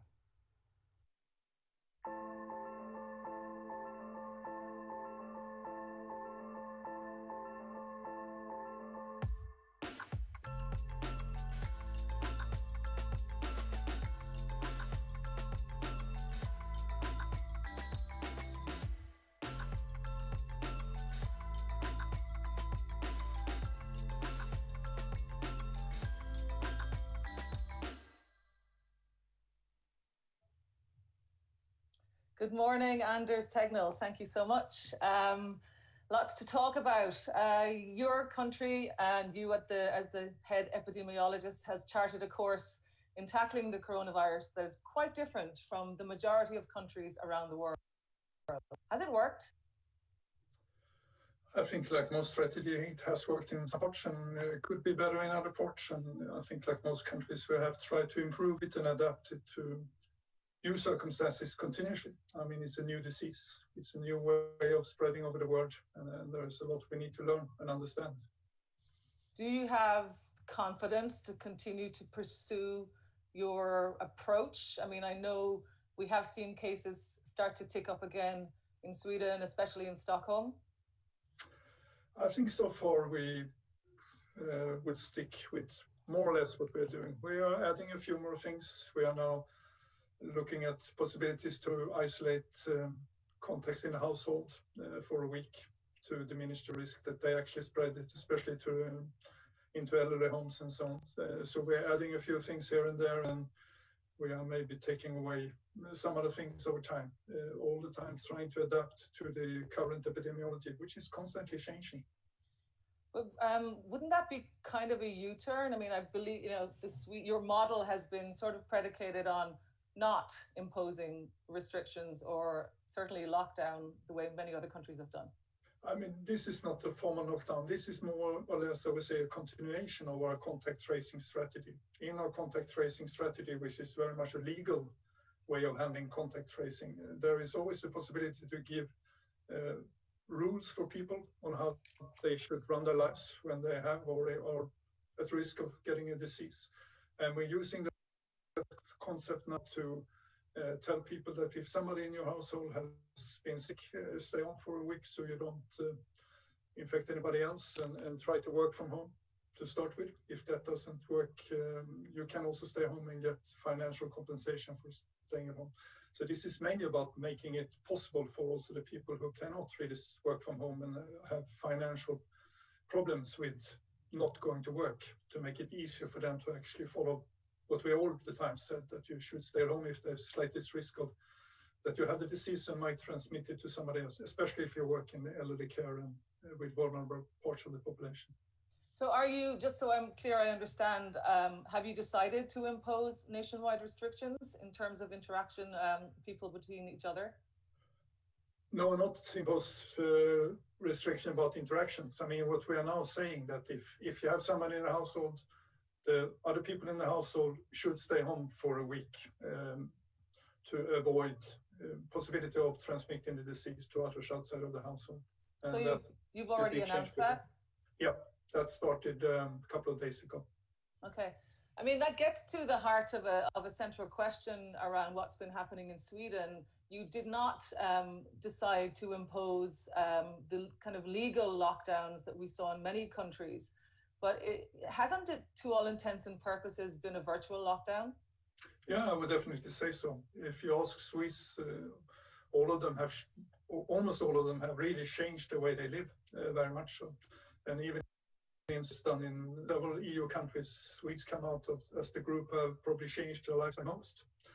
So if you want to call it a lockdown or not, but we have in a virtual way with voluntary measures, I think managed to keep people's social contacts down quite a lot. And we think they are about half now what they used to be before the pandemic came.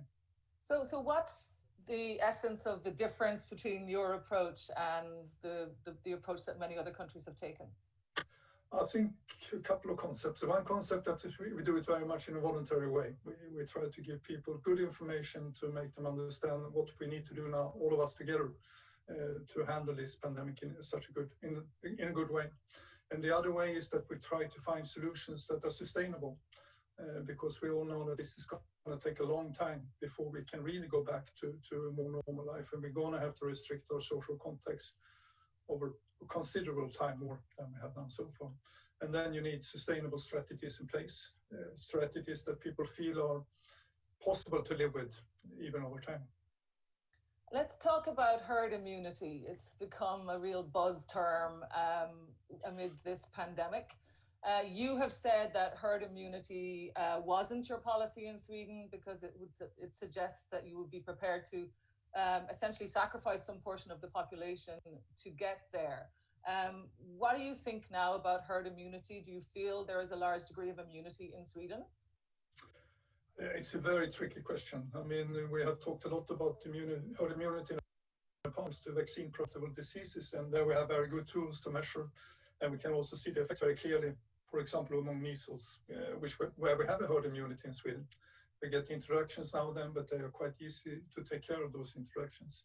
For COVID-19, it's been a lot more difficult, both to measure the level of immunity in population. It's still kind of a mystery to me, I must say, what level we actually have.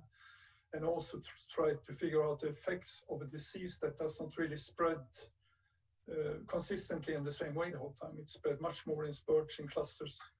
And I know different scientists, experts say that that could have different impact on what level of immunity you need to reach to actually keep the disease down.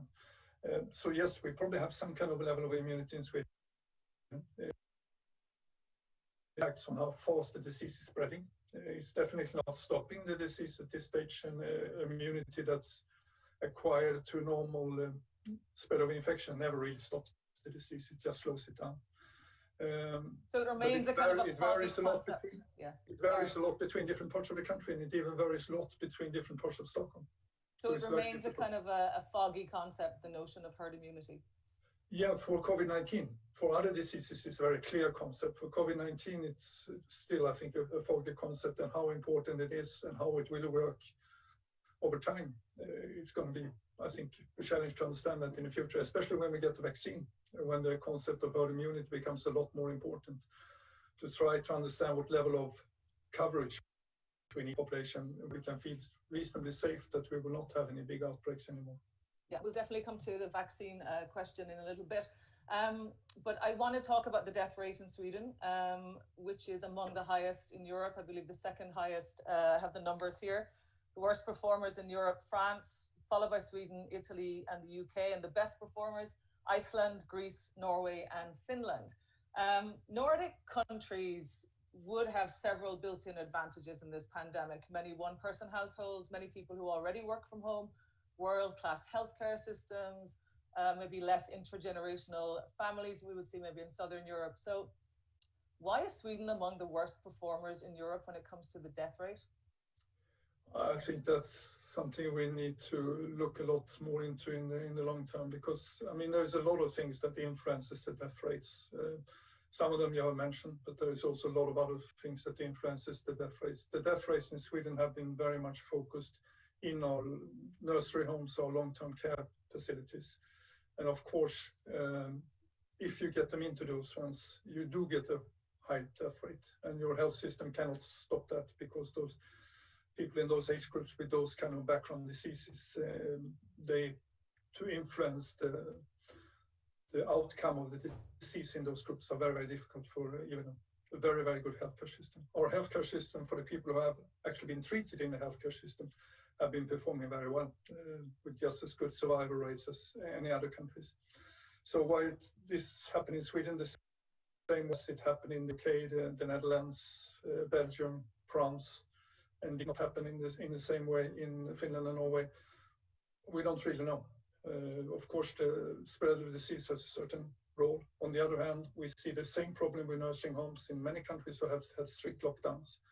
And of course, a lockdown in itself does not stop the spread into nursing homes, because nursing homes need people from the society to come there. And I think in the last few months, our nursing homes, it works much better there, because we see very few cases in our nursing homes. We see a little bit more in the last week or so, but during all of the summer, we saw almost no cases in our nursing homes, even if we had a fairly big spread in the population.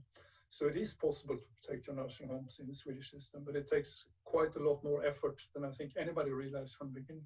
Was it a blind spot in Sweden that didn't exist in some of your neighboring countries? Both yes and no. I mean, nursing homes and the quality of care in nursing homes has been discussed in Sweden for decades, since a big reform we had some 25 years ago. And especially the level of medical care and the quality of medical care in the nursing home has been discussed a lot. So in that way, it was not a blind spot, but I don't think anybody realized, and definitely we didn't at the agency, what kind of effect this kind of epidemic would have on nursing homes with those kind of weaknesses that we actually have in the system in Sweden.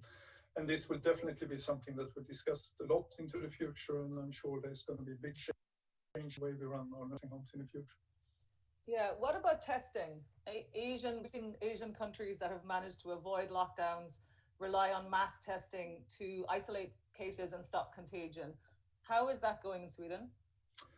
Yeah, I mean, in the spring, we did that for several weeks, and we managed to control the spread, especially from the millions of people that came back from the Alps. Not all of them with the disease, but we have a huge amount of people traveling to the Alps where the spread was very, very big in the spring. We managed to control that for several weeks with testing, with contact tracing and breaking transmission chains. But our system was overwhelmed. Our regions couldn't cope anymore, and that's where we had to move into mitigation mode. Now we are back, because now the level of spread is much, much lower. and we can once again work with testing and contact tracing. And right now, from what we can see so far, it works reasonably well. Some critics of Sweden, I mean, do say that it was callous to allow so many of the elderly to die early on, especially if a vaccine is around the corner. So, you know, how do you respond to that? You know, we've talked a little bit about the death rate, but, you know, if a vaccine is as imminent as many people think, will that prove to have been a massive flaw in your system? I mean, one thing is that this sort of implies that we did it with open eyes, saying that this will happen, which is definitely not true. I think we all knew from very beginning that it's a very dangerous disease for the elderly, and especially for the elderly, we're also with some chronic diseases. And we really did spread that message from the agency and all over Sweden for a long time. Unfortunately, that message wasn't really picked up by the nursing homes. So some of them did, some of them didn't. There are several levels between the national level and the nursing homes, which are now run by the communities. So there is things in the system that we need to look at and see if we can do any better. But this was definitely not a conscious decision. It was definitely not a question of sacrificing anybody and letting people die from this disease on purpose. That's definitely not true. And when we get the vaccine that is actually so good and we have so much of it that we can actually stop protecting our nursing homes in a normal manner, that's going to take some considerable time. I think we're talking at least another year or so before we're there. Yeah, we're seeing a strong second wave now across much of the world. It's very obvious in Europe. I know you're seeing numbers going up in Sweden. You know, what is your sense of this second wave, if it is indeed a second wave, and how it's going to play out for the next few months? I think it's going to be quite different in different countries. I mean, in Sweden, we see a slight increase, especially in the Stockholm region, also some other regions, but it's a very slow increase compared to what's happening in many other countries. In the other countries that see a really rapid increase now, they have had a very strict lockdown and open up. We have, like you said in the beginning, kept it in a kind of virtual lockdown, and it's still in a virtual lockdown. And we do believe that that will protect us to a certain level, and that we will not really see the same huge increase of numbers that we see in many other parts of Sweden, many other parts of Europe, and that we can keep the disease on the level it is right now, which is an acceptable level because it has meant so far that we have almost no new cases entering into the ICUs, and our mortality rates are down to very low levels. Yeah, I know in Sweden you never really shut the schools down. I mean, high schools, I think early on did switch to virtual. You know, people have continued going to work. What does the next few months look like? And I'd like, if you could, to look beyond Sweden in terms of the return to what we used to know as normal. I don't think very much is going to change during the next few months. I mean, this autumn is really going to be a test of what COVID-19 does during a winter time in the winter climate like we have in Europe. And judging from other respiratory diseases, there is of course a considerable risk that we will have an increased spread during the fall if we can't cope with it by testing, contact tracing, keeping people to work from home, and all of these other measures that we have in place. We hope that's going to be enough. How it looks like many other countries are going to have bigger problems than Sweden has, at least it looks like that so far. If they can control the disease by the new measures they are putting into place, that remains to be seen, because I think most countries are still on the upward part of the scale right now, unfortunately. I suppose a lot will depend on a vaccine, how soon we get a vaccine. In your view, is a vaccine a silver bullet? Not in the short term, because even if there is a vaccine coming out within the next few months, which might be possible, we're going to need enormous amounts of vaccine to really control this disease on a global scale. And it needs to be controlled on a global scale. And that's going to put a huge stress on our health system, which is going to have to deliver this vaccine. The amounts that will be available, we still don't really know anything about that. So it's going to need to be heavily prioritized in the beginning to see that we get the best effect out of it. hopefully it will mean that it will be a bit easier for us to protect our elderly population and protect our healthcare. But when it's going to take some time before it gets so many people vaccinated that it's actually going to have an effect on the spread of the disease in the society. We're talking, I think, at least a year, I think, from now before we're there. How should large societies and large companies, including many of the people on the call today, be thinking about the vaccine and incorporating that into their planning? Because I know we heard Reed Hastings say that he would send his people back to work the day after there's a vaccine. I mean, how should people be thinking about it? Yeah, I mean, first of all, we really need to understand what kind of vaccine we're going to get.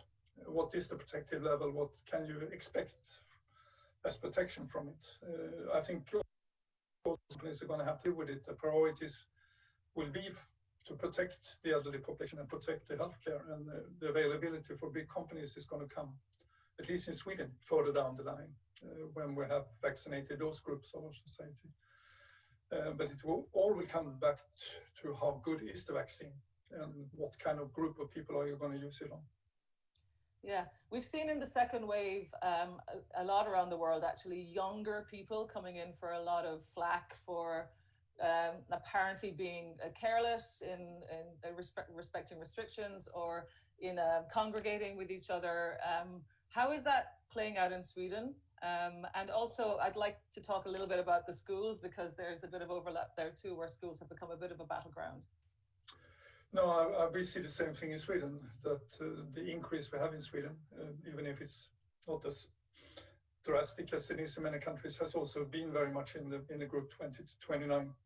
And when we trace it back, it is clear that a lot of this comes from student parties, students' gatherings, not so much in the teaching environment as we see it, mainly in the activities outside of the teaching. That's where we have the big risk and the big spread. And that is a concern, maybe not so much for the group itself, because that group very seldom gets severely ill. They don't really burden the health care very much. But there is always a risk that this will continue as a spread into the society at large, which you can see, I think, in France to a certain extent, and Spain. We hope to keep away from that in Sweden, but it's probably going to be quite difficult.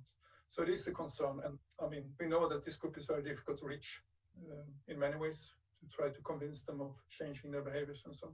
But I think it's necessary because that group is right now really the motor, the engine of the pandemic spread.